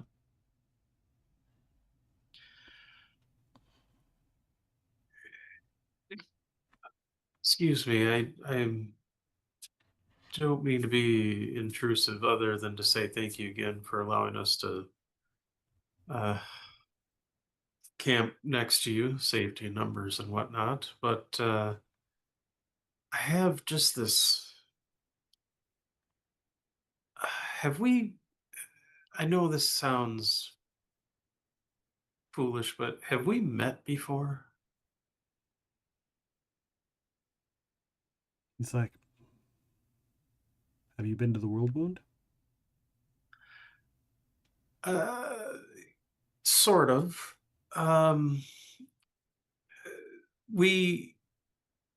Our group helped a little bit. All right, you guys were part of that, weren't you? You guys were doing the teleport thing from Raktus' tower in the World Wound. Yeah, you were part of that. Yeah, our group helped with some of the logistics of this of the latest kerfuffle that although we were kind of in and out, you could say, but didn't have a major hand in it by any means.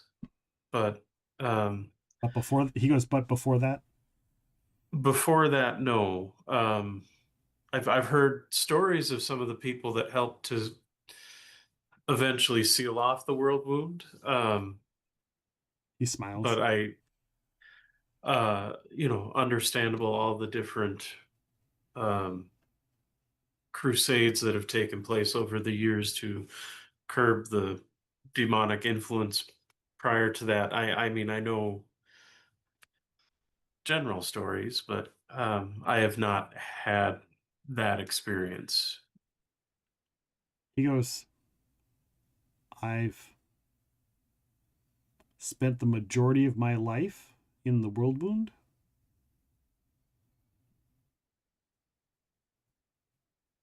Other than the last couple of years here.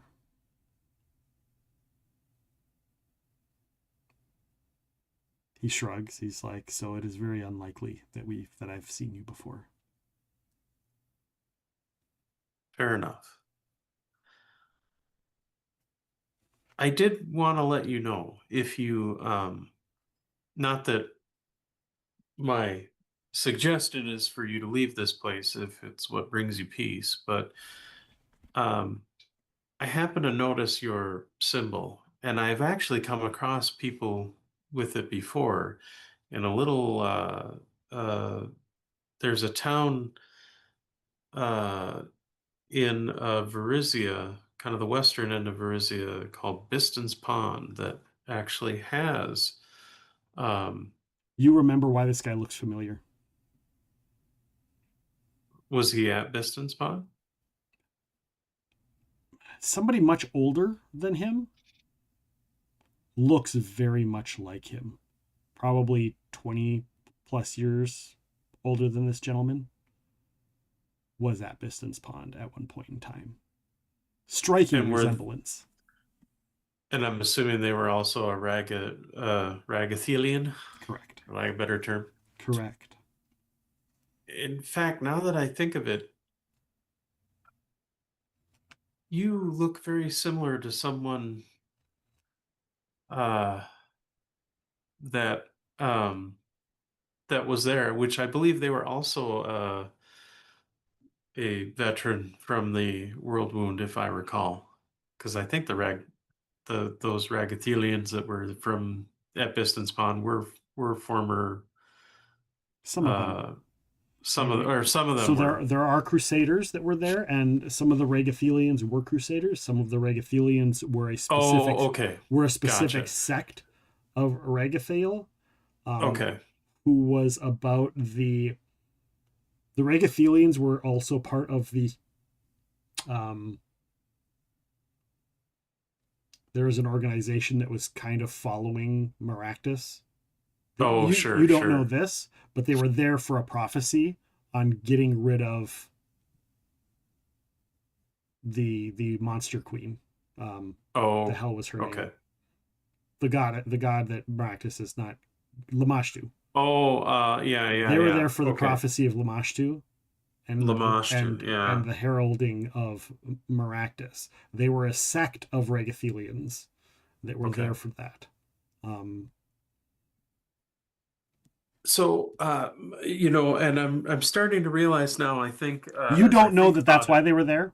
You don't know anything about the Maractus thing? You know that they were just a sect of Ragathelians who had a special interest in Biston's Pond that they didn't really talk about. Right. So I now that I think of it, sir, I realize that one of the people that is in Biston's Pond looks, I believe, also worships your deity, as I recall. They look very, very similar to you, although admittedly older. I'm assuming perhaps a father or uncle, just judging by the family resemblance. At any rate, he goes, I was told my father died years ago. Well, and my apologies. I don't know if I ever got their name. And he says the name of his father. I, as Nick, don't remember his name. But it is like the name he gives is literally one of the, not the leader of the group, but one of the heads of his second in commands that you talked to. It's the same name. Okay. Well, that I think, as I recall, I believe that was the gentleman's name. So I guess then I am the bearer of, I'm hoping, good news to let you know that your father is alive, or at least is when I was last in Biston's Pond, which granted was a few months ago. Yeah. As of a few months ago. I'm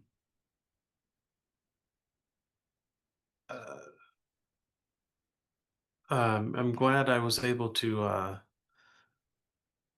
I hope this brings you a cause for joy. He looks a little bit confused. Admittedly, is a bit of a brainworm as far as my. Because it's been a couple of years. It's been like what, a year for you at least.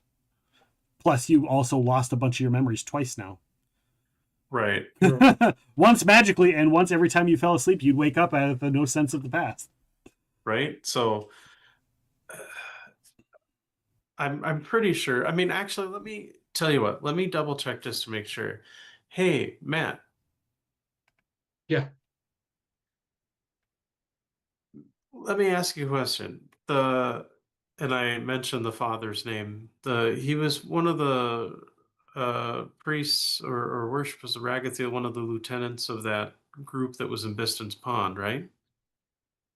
Yeah, there was a big group of because Matt has all his memories. He's never lost his memory from any shit. You remember Mr. Blah or Sir Blah? I'm just going to say Sir Blah for now because I don't. Yeah, I think so. The leader of the order. Yeah, he was a leader, at least one of the lieutenants, but I believe this might actually be a person of relation to him. You see the resemblance. His son, perhaps? Maybe. But I guess I'm trying to, you know how shot my memory's been so the past couple of months too. So I want to make sure that I'm not screwing this up because I don't want to give this warrior false hope. But it's been like a mind worm, like just crawling in my mind, like that they look like I thought he looked familiar, the threads of a future Tiny's Tales adventure. Right? There you go. At any rate, I just wanted to. My friend was also here with me in Biston's Pond for that time, and can help me corroborate a little bit here, so you know I'm not alone on this. Yeah, I would say it might be worth the look into if you are ever out that way.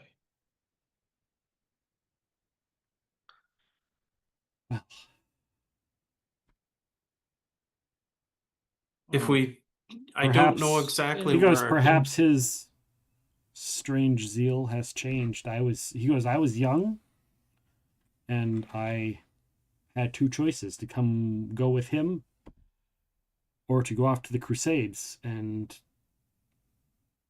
I couldn't go with where he was going. So off to the Crusades I went. To prove my loyalty. And he clasps on, and he goes, but I've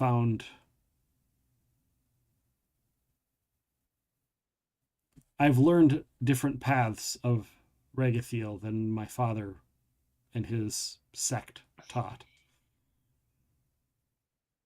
Having seen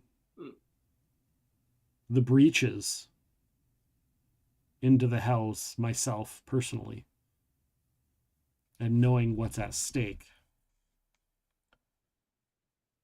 chasing false prophecies,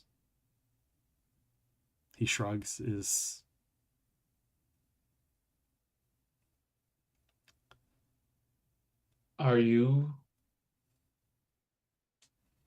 I've noticed some of the soldiers here have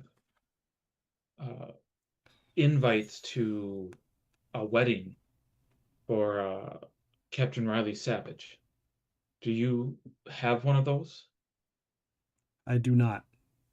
I never worked with him, but many of these men. Well, Many of these men were part of the group that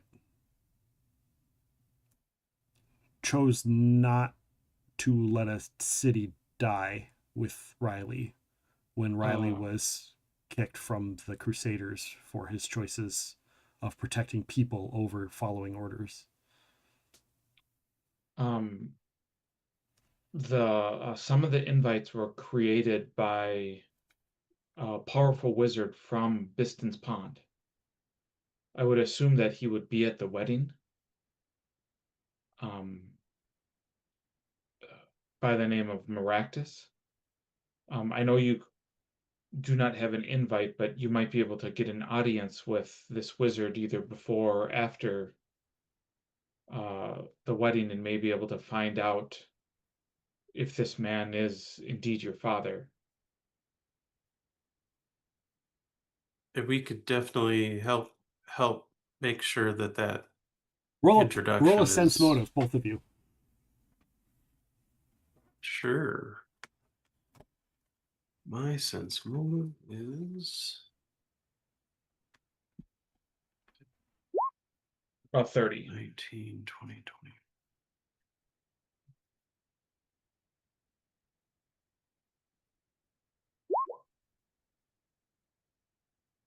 Yeah. So 37. You guys both see him go white. Like the blood drains from his face. And he holds it, he takes a deep breath and holds his breath. Matt, I mean, you both rolled well enough. You both know that it's not the fact that you're saying, hey, there's a wizard that could probably confirm this and probably bring you back to Biston's Pond. Because, you're right by, like, Uslav is right here. It will be way quicker and easier. It's not that part. It's the fact that you mentioned you mentioned the wizard Maractus is a particular phrase that caught him completely off guard and caused his face to go pale and him to take like that big deep swallowing gulp.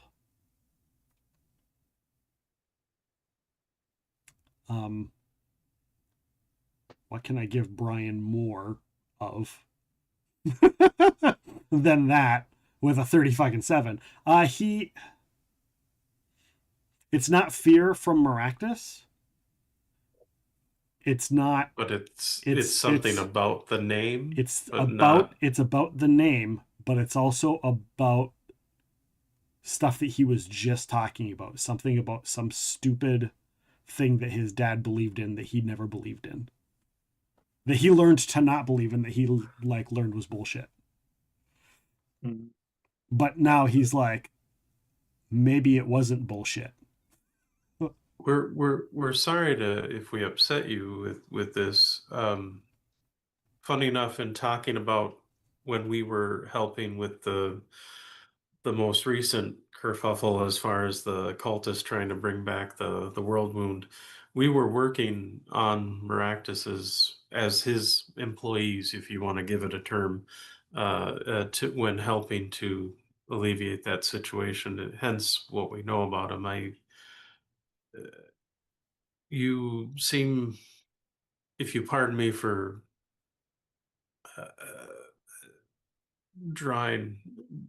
bringing it out to the open, but you seemed a little shocked in hearing his name.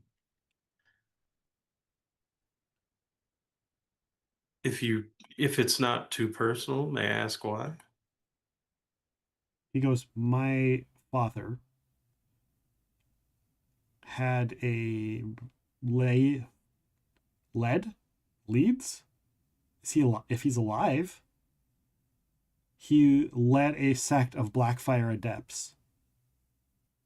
Sorry, he led a sect of Rift Wardens. If that makes more sense. He led a sect of Rift Wardens who believed in a prophecy of a wizard that would come and put an end to Lamashtu's reign, or something of that nature.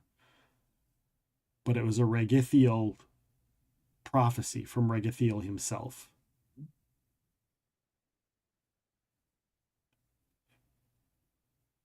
And he believed that a wizard named Maractus would come one day.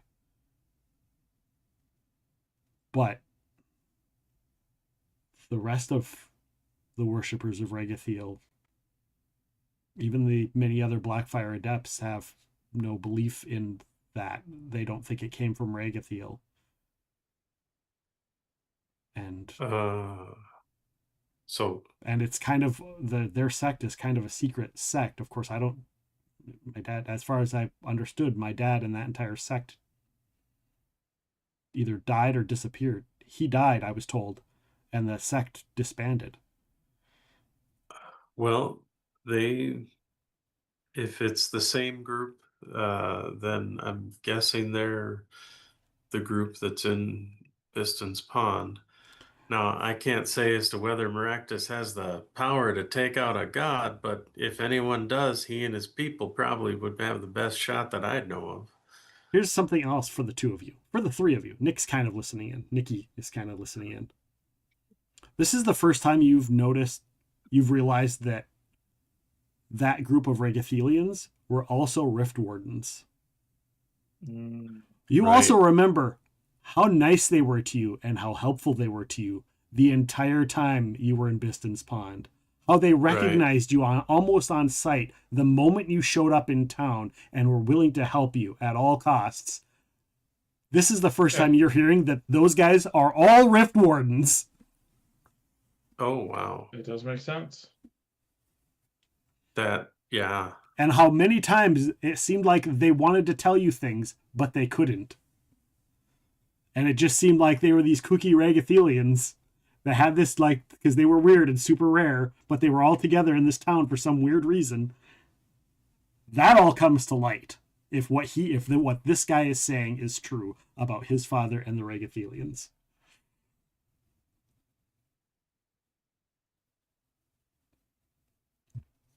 Wow, Congratulations on failing your teleport roll, Bryan. Hey. And choosing one of these Cavaliers to be a Regithelian. I dig it. Huh. Yeah, so he's like, and he goes, I think I'll see if I can be a +1 for one of my comrades. Because they all get a +1. And we'll make sure to get you that introduction with Maractus.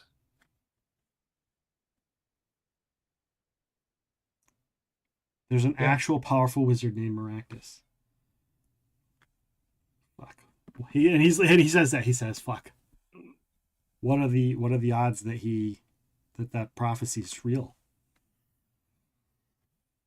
Well, like I said, I don't know what power it takes to take out a god, but if anyone had the power to do so, Maractus and his allies have probably the best shot of anybody. You guys can both roll either knowledge history or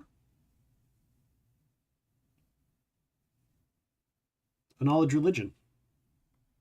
I will do religion. I will do history because I don't have religion.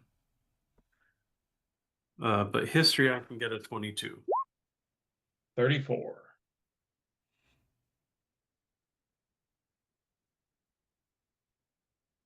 Matt, you were doing religion? Yep.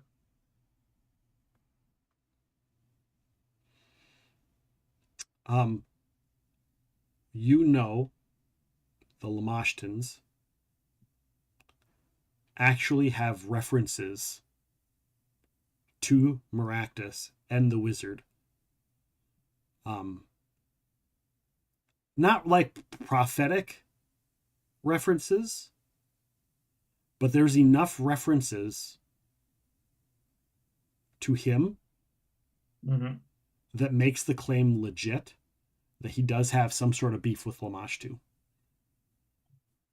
To the point where the Lamashtans hate him.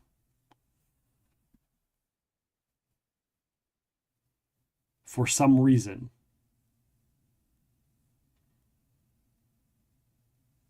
Not only that, but you also remember hearing something or reading something in your Pathfinder books or wherever you get your knowledge from of religion, that something happened in the homeland of Lamashtu, across the seas, south of, Varizia, across the inner sea, about like a main church just vanishing off the face, a main church of Lamashtu just vanishing off the face of the earth, and they blame Maractus for it. Bryan, what did you get on your history? 22. 22 on knowledge history. You know that there is a story many years ago of a child prodigy who was supposed to be this powerful wizard that was prophesied to stop Lamashtu. Sure. And historical texts say that due to some sort of magical power, wielded a magic rod of his ancestor and literally stopped Lamashtu from crossing over into the real world and like overcoming the restraints of being a deity, keeping the powers, but still having free will to just stomp on the planet. Sure. Historically speaking, the historical texts say that person was named Maractus. However, that was like 40 years ago. So within the confines of history, whether it was real or not, that kind of crosses over into religion as well. But I was like, it's more history than anything. Sure. Yeah, and that's about all. Yeah, you don't get much else with the 22. 22 is still good, but we're playing Pathfinder, not 5th edition. Right. So that's information you guys just know and have in your skull. Okay. As this guy is like, I don't know if it's the same guy or not, but what are the odds that there's a powerful wizard named Maractus that my dad went and sought out in Biston's Pond? Well, and is supposedly alive and not dead.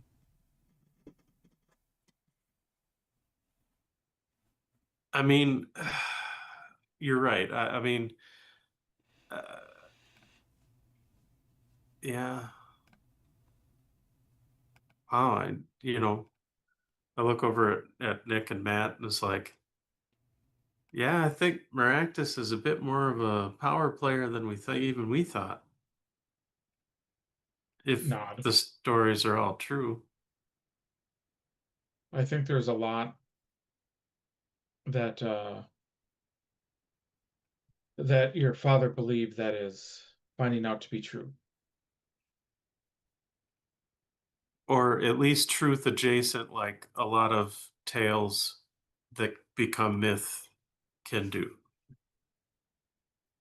He goes, yeah, supposedly when I was a kid, my dad told me about there's some guy out there in the world who is him, who's alive in my lifetime, in our lifetime. He used to always say, he's alive in our lifetime. He's out there somewhere. He ran off. We just got to find him. That's what my dad used to always say. He always thought that he ran off to someplace in Varizia. He did. Someplace north of Magnamar. My dad used to always say. He thought that that's where he went. Yeah. 70 stream streak Sunstrider, welcome in. 70 streams in a row. Jesus Christ. That's amazing. That's awesome. That's crazy. Sunstrider and Zenobite duking it out for who's going to have the biggest stream streak.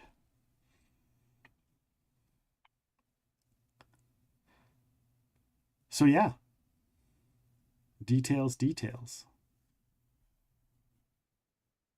Interesting. Well, then we look forward to seeing you there and making those introductions. Yeah, I'll finish up training with these guys and see what their plans are and see if I can hitch a ride with them. I'm sure when we talk to Chap, we'll probably be able to secure some of our own horses that aren't deemed for last wall.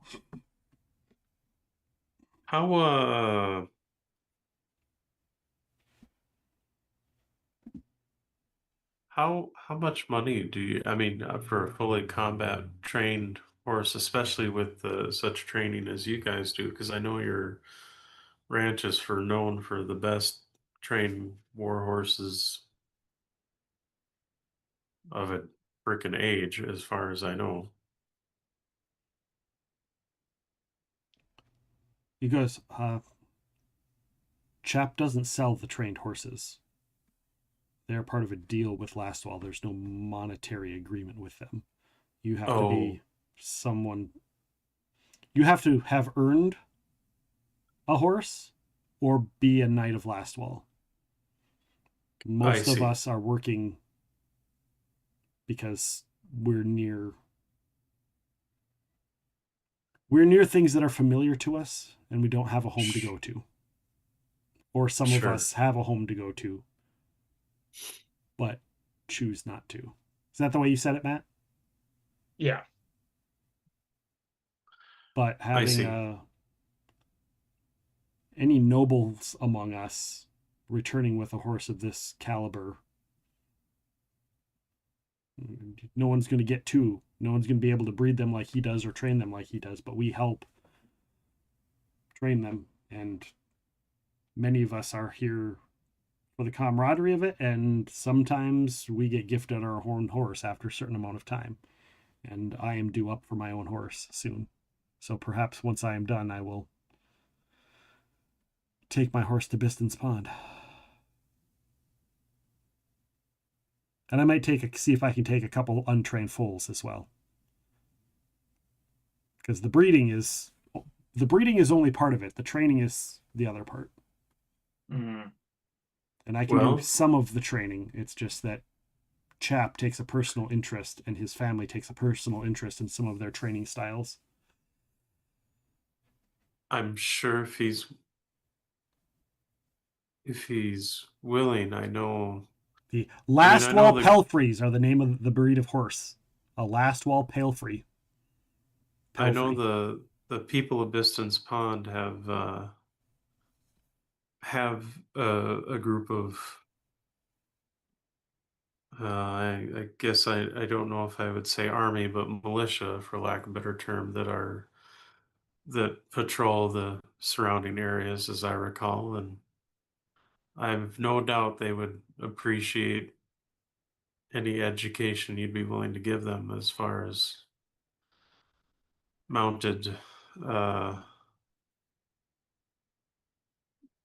training and combat, I suppose, if that is something that would, I imagine you could make a make a living there, I guess, if that's one of the other soldiers. One of the other soldiers, one of the Iomedeans, says, "Well, the chap does sell some of his other breeds, though. The Taldor Genets and the Dort Charges he does sell, and those. I mean, some people prefer the Dort Chargers over the Pelfreys."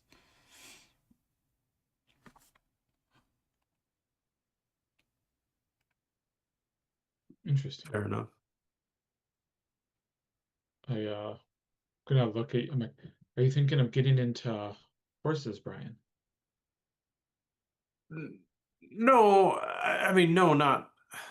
I mean, I suppose if we go back to Biston's, but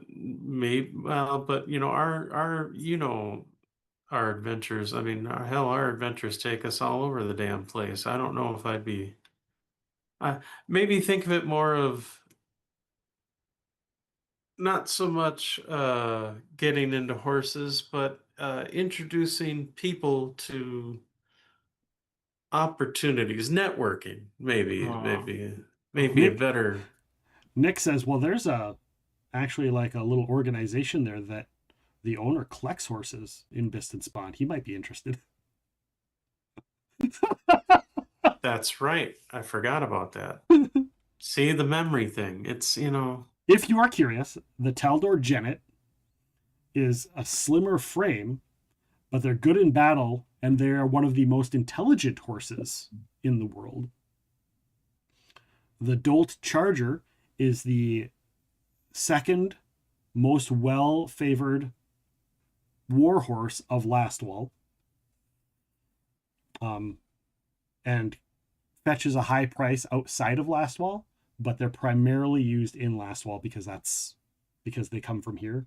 But they fetch a high price outside, so collectors, if they can get one, if Lastwall hasn't asked for, first dibs, sure, will get them. And then the Lastwall Pelfreys, there's no price on them. They are known to be strong, sturdy, faster. They're known for their smooth gait. They're easy to keep clean. They heal remarkably quickly. They are kind of effectively like the mage-bred horses of Eberron. Sure. Cool. But they are specifically bred for war, loyalty, and intelligence. Which, is all of the things of the other breeds that are there. So you can kind of guess that he, created the breed. Sure. That makes sense. And he also has, workhorses and other generic horses, too, but he doesn't mix them. So, if you do want horses, you can still get horses from the guy, but you just can't get the super Lastwall horses, and it's a little bit more challenging to get the regular war horses as well. Okay. But some cavalry guys, they want a horse that's this is a horse for war. I don't want a horse that's smart. Sure. It might be a little bit better for war and a little less smart, but Bryan needs a himbo stallion named Ken.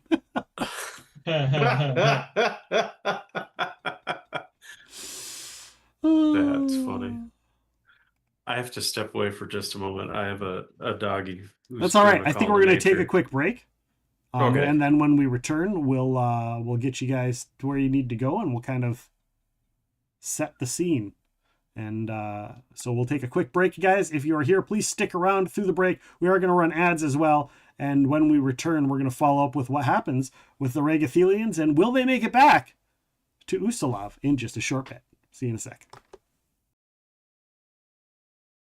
And as I'm doing it, I hold Tango out on one hand, and I just think to him, or I say in Dinosaur, King of the World, as we and then I get off like nothing happened. That's funny. Nick's chuckling at it.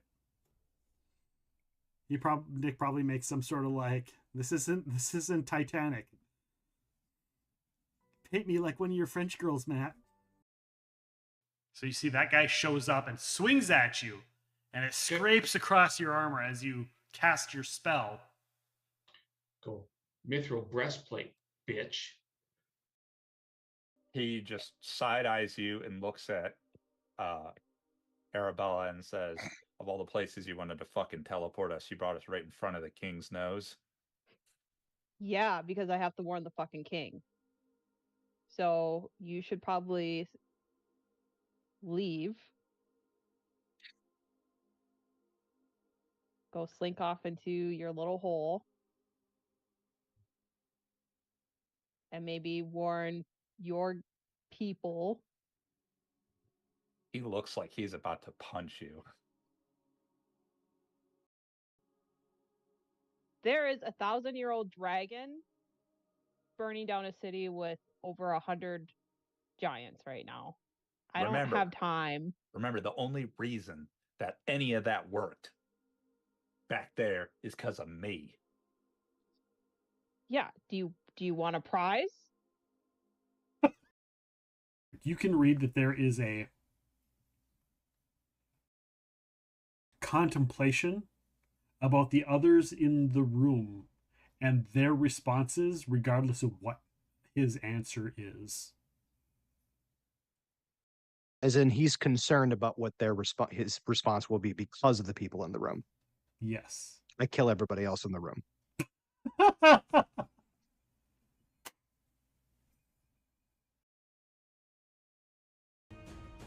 Doesn't look like it on our side. He doesn't have that. He doesn't have that prepared. He is going to. Oh, he's gonna unload one of his most powerful spells at all of you. Fuck. Magic missile.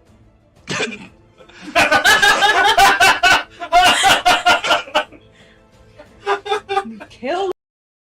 So Brianna took part in a nightmare ritual as a child. Yes. You feel one of them being activated in the museum. Okay. Brianna, I'd like you to make a concentration check to maintain your casting of the spell. Oh, yeah. Okay. I will treat this as violent motion because this is violent to your emotions. And I apologize. Remind me again what I'm rolling. Is my charisma ability modifier, or this is a concentration check. Somebody redeem a complication quick. My So it's a apologies. Has redeemed a complication. It is a d20 plus your caster level plus your ability modifier. Thank you. It is Toivo's turn. Toivo appears, closes his eyes as you explain what's going on, turns its head to look at, or to its head so it's facing the Hound of Tindalos. So Matt and Bryan, you hear the cat just growl real low and dangerous. Nick, you hear meow meow, I can smell you, meow meow meow. Roll your attacks, please.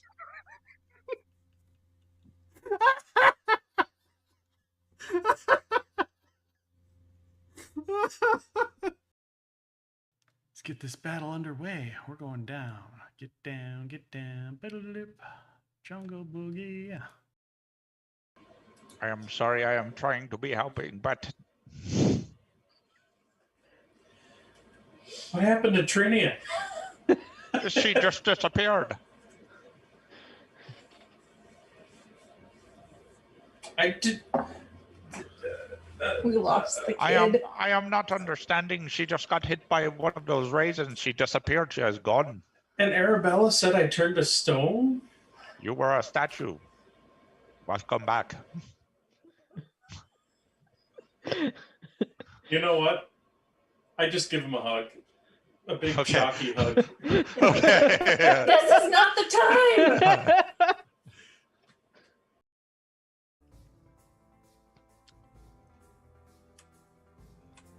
All right, Majenko flies over. Labrisa, I've got you! Can he do a flyby heal? Sure. Get out! Get out! No! Sure, he'll go right there.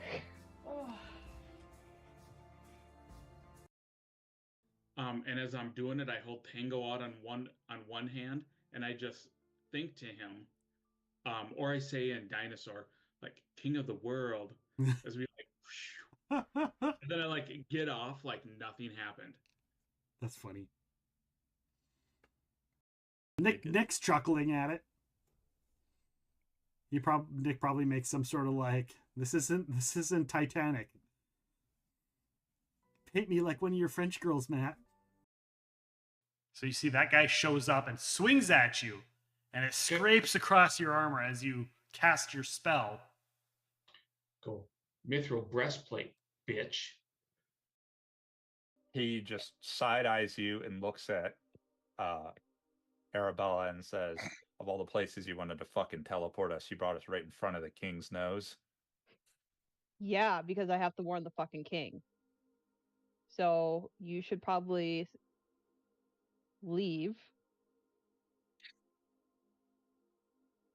Go slink off into your little And we're back. Thank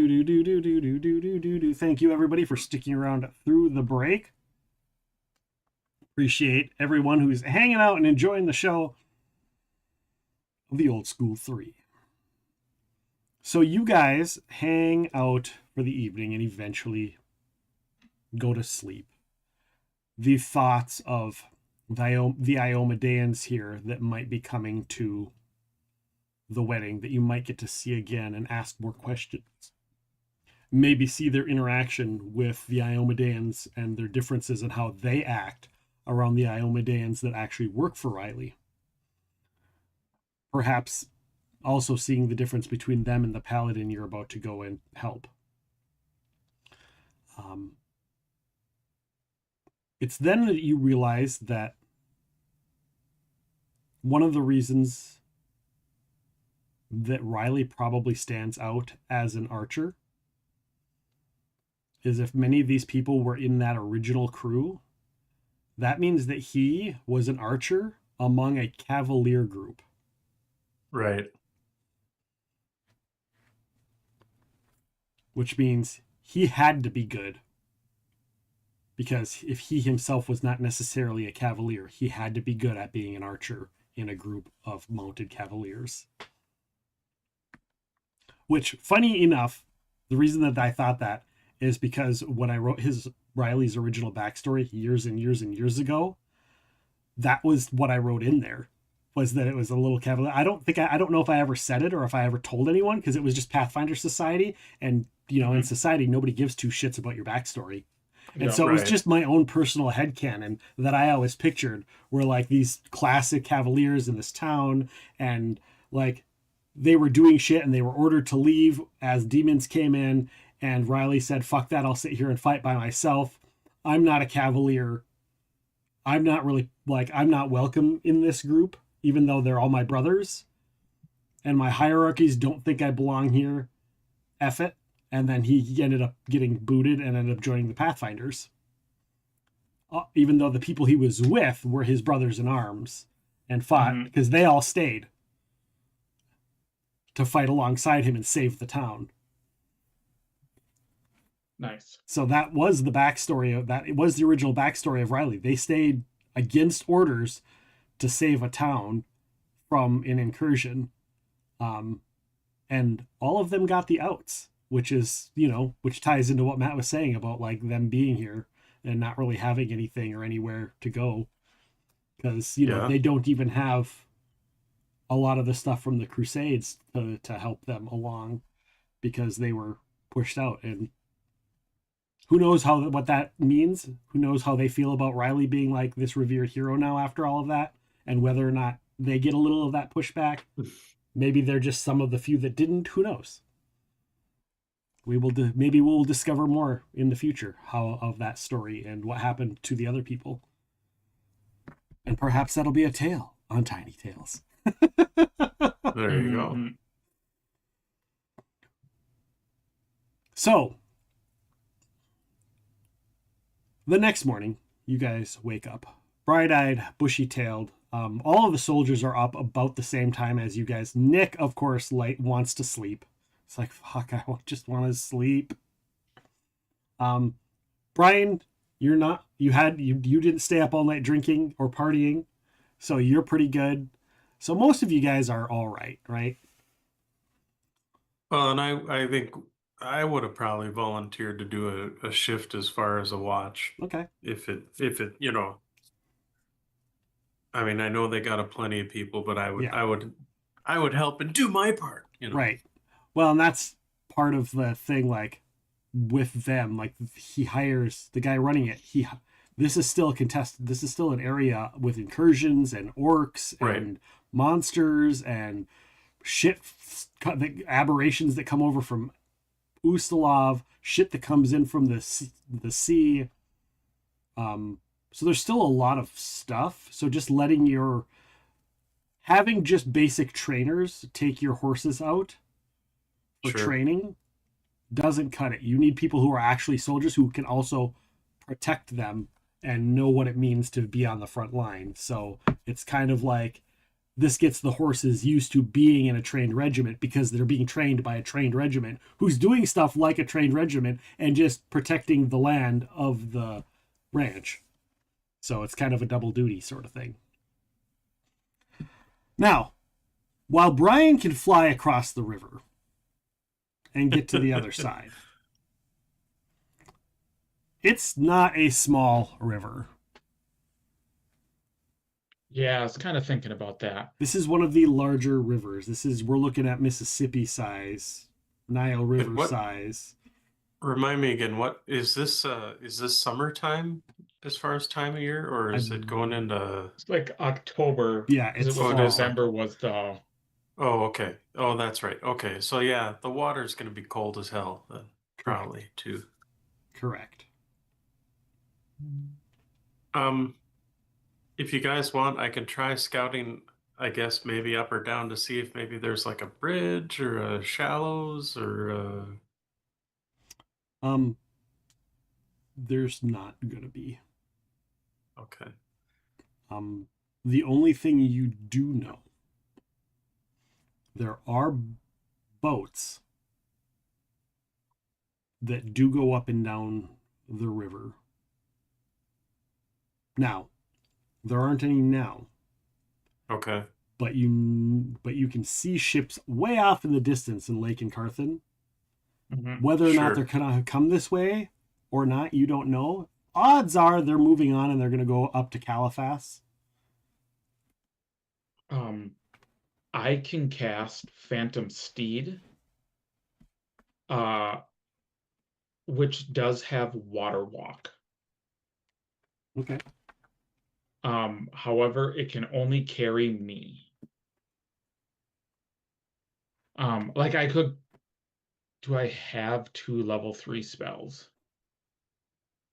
Nick is just gonna fly across as well. Oh, okay. Nick can fly? Yeah.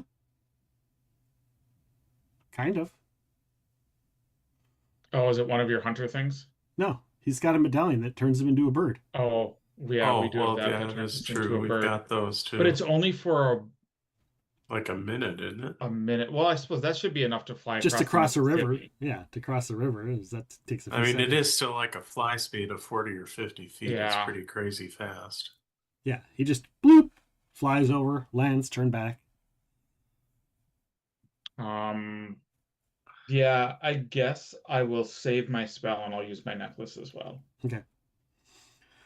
Also, I didn't realize Phantom Steed takes 10 minutes to cast. Which, like, I guess. But it lasts a while, doesn't it? Doesn't it last? Say? It lasts a long time, doesn't it?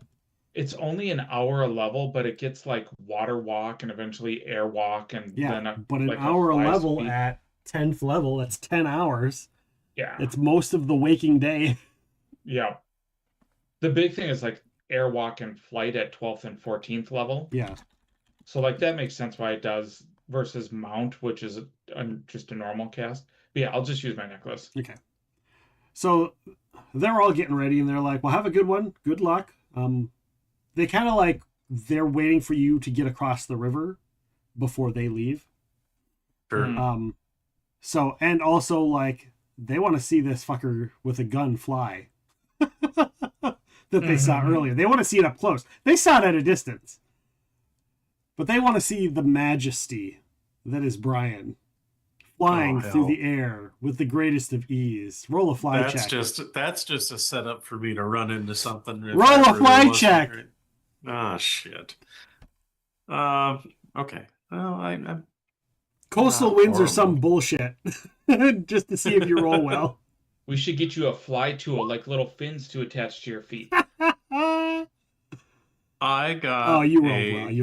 You are majestic. I got a 34. You are as majestic as a eagle flying across the thing. So Bryan spreads his wings, all majestically. I do. drops his things. Grass and plume of dirt fly up as he takes off. And Nick looks at Matt and just shrugs and like grabs onto the necklace and just, shrivels and shapes and shrinks into a bird and flies over. I do the same thing. And let's be honest, what Bryan does and what we do, they're equally as impressive to mundane eyes. Now, these guys aren't necessarily mundane eyes because they've seen demons and shit, but it's still pretty cool. Mm-hmm. Yeah. I feel like this is going to be the guy on the lawn chairs with the weather balloons and a shotgun.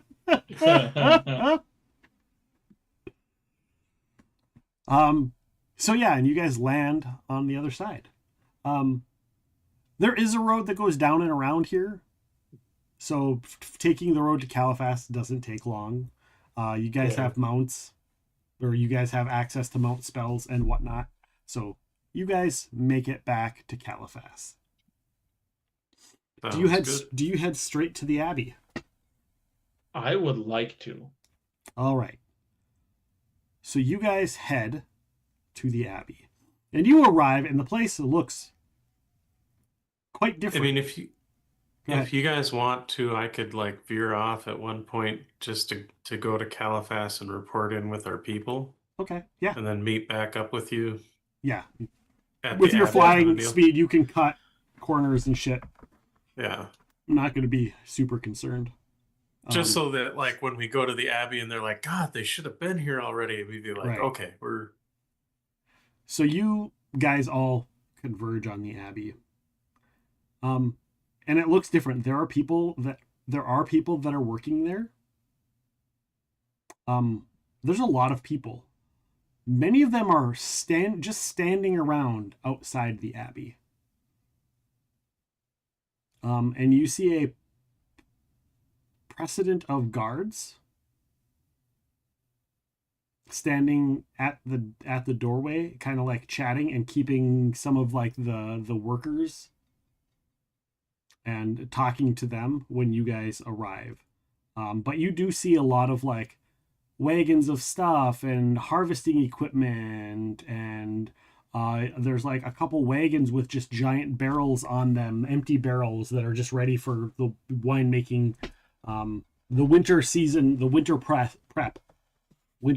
of the season to like get the area ready for winter. Lots of tarps for covering some of the plants and keeping them taken care of, and insulation, and a lot of fall work as you guys approach.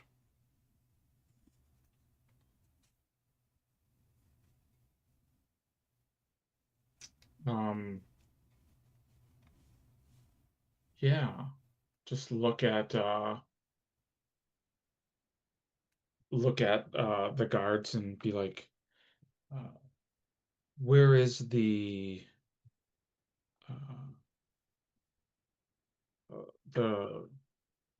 few people from the Iomedean church? I believe they were, because they were in like the main house, right? Or was it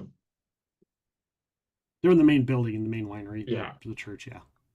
Are they still in the main building? You're with them? Yes. Well, one of them is being tended to medically, and the other one has been locked inside the room he was in, as he nearly killed the other one. Interesting. May I go? We've got a contingent of guards here. We don't really know what's going on.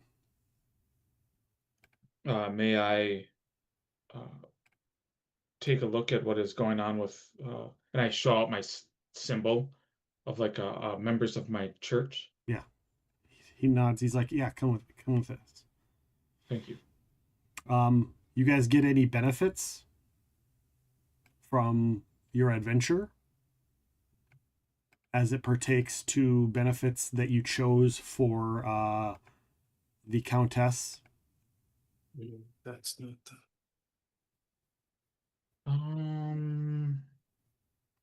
Because as a reminder, you guys got to pick those things. Yeah, let me.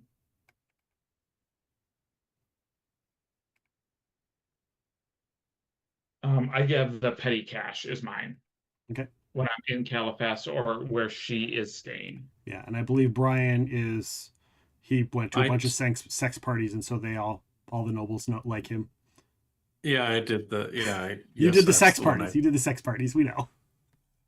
Yes, that is the one that I chose. You guys end up downstairs, kind of where you left, and you see a pile of guards. These are just the ones you can see. I didn't add more to the map. They're all over the place down here. There's probably 30 in the main chamber upstairs and a bunch down here, reinforcements that have been called in. I can't see the map. I can barely see. You gotta zoom in a bit. It is. I can sort of see parts of it. Yeah. Oh, okay. Yep. For some reason, it just wasn't loading. But now I see it. Okay. And you see that there's a couple people that are like holding the door shut and they have it braced. And every once in a while, you just see the whole braced, reinforced door flex. Boom! And you can just hear like some raging, ravenous screaming from inside the room. And on the ground, you see a couple people tending to, and I don't have the cleric, but the cleric who is left to watch over the area and take care of him is laying there very bloody and unconscious so he can't heal himself. I'd like to go because he's a cleric. If he were conscious, he'd just be like, yeah. Heal! I would like to go over there to heal said person. Okay. Go ahead and roll. I'm gonna drop a I'm gonna do a cure serious, which is a 3rd level spell for me. All right, Nick is gonna roll a heal check while you do that. Not to heal him, but to try and figure out what the fuck's going on. So for 26. Okay. He wounds suck in, heal up, his eyes open. He's like,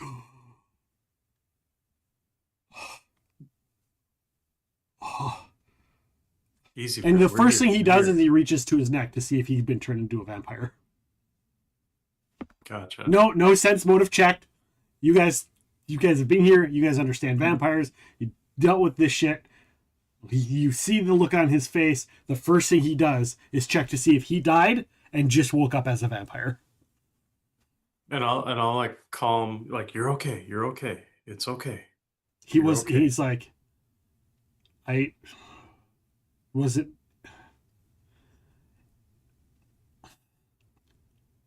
And he seems perturbed, and he seems like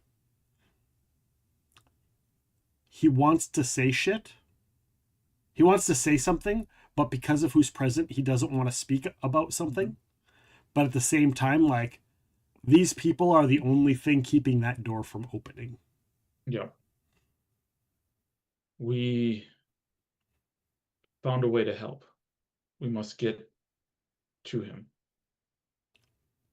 He'll kill us. He hasn't broken his oath yet. He didn't get me, but he will when he kills us. And I won't let that happen. And I cast Mirror Image followed by Displacement. Agreed. We will not let that happen.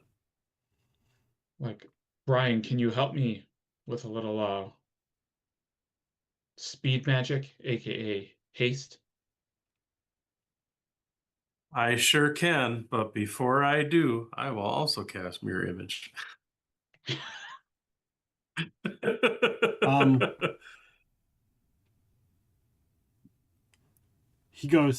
He's got magic buffs on him. Okay. As well, for full combat that I put on him. Okay, go ahead and I'll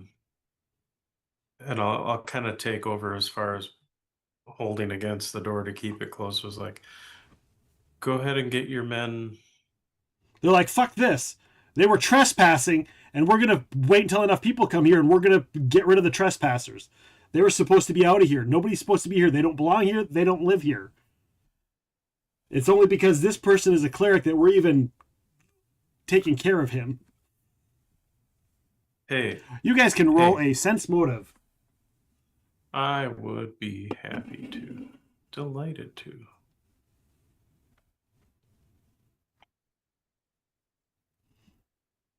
Or an investigation if you have it, Matt. I do not have that talent. Okay. 29. And Bryan got a what? 38. 38. Matt, you know that something about these guards and the situation here is important. Based on what was said, you're guessing that there was a fight that was the cleric and the paladin versus probably these guards that somehow went awry. Bryan,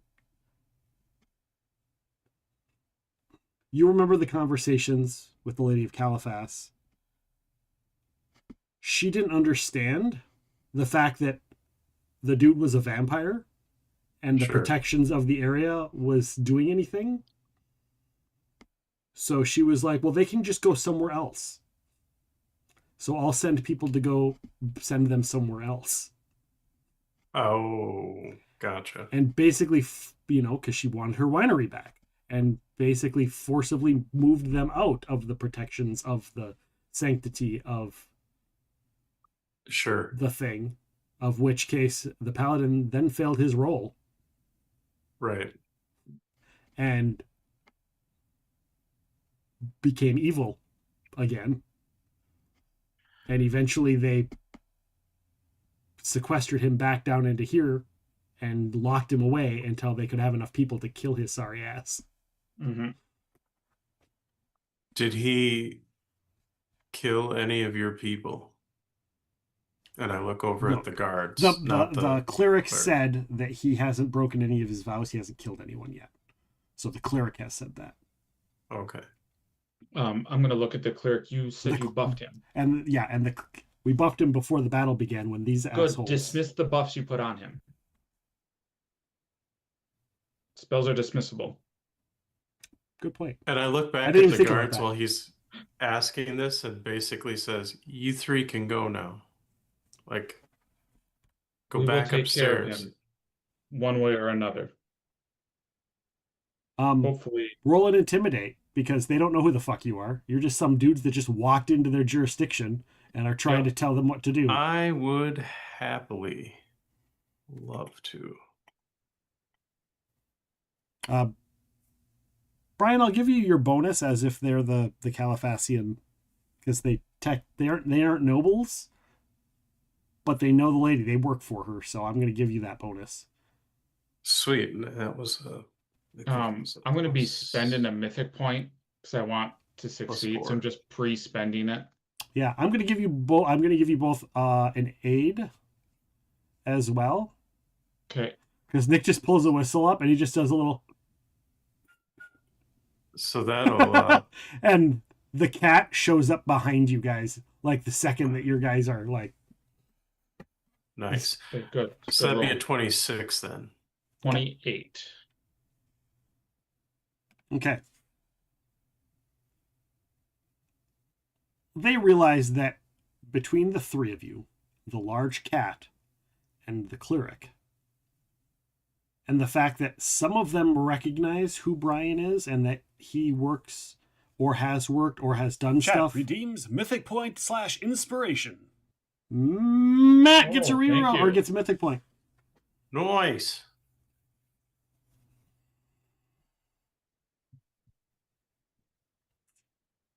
And they all look and they're like, well, then you guys better push up against this door because he can break this goddamn thing down by himself.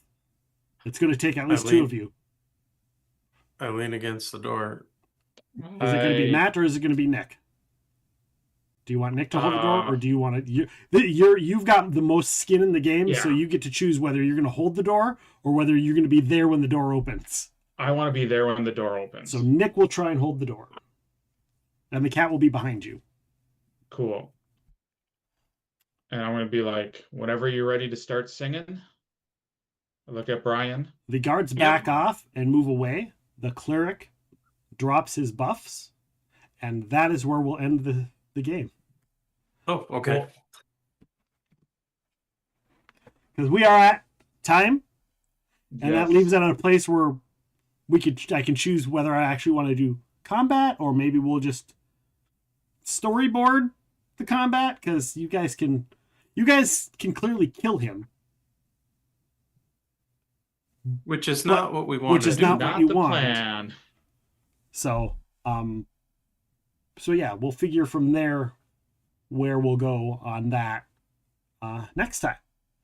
Because again, like, the goal is not to kill him, but his goal is to kill you. Yep. And eat you, essentially. And then he's probably he hasn't lost his paladinhood. Just because he's become evil doesn't mean he's lost his paladinhood. So as long as he doesn't commit an act against Iomade, he's going to be good. Yep. The plan is to just force the potion down his throat. Crossing fingers. Well, hey, you know what? If you aid the cat for a grapple check, he could, because the cat can now grapple, and he gets a free grapple check after he grapples, which allows him to pin for free. Oh, he can literally attack, grapple, and pin in one round with the last level you guys got. Awesome. We'll need it. Right. All right. With that being said, let's find a place for which to go. Let me see who's around. Let me see. You know what?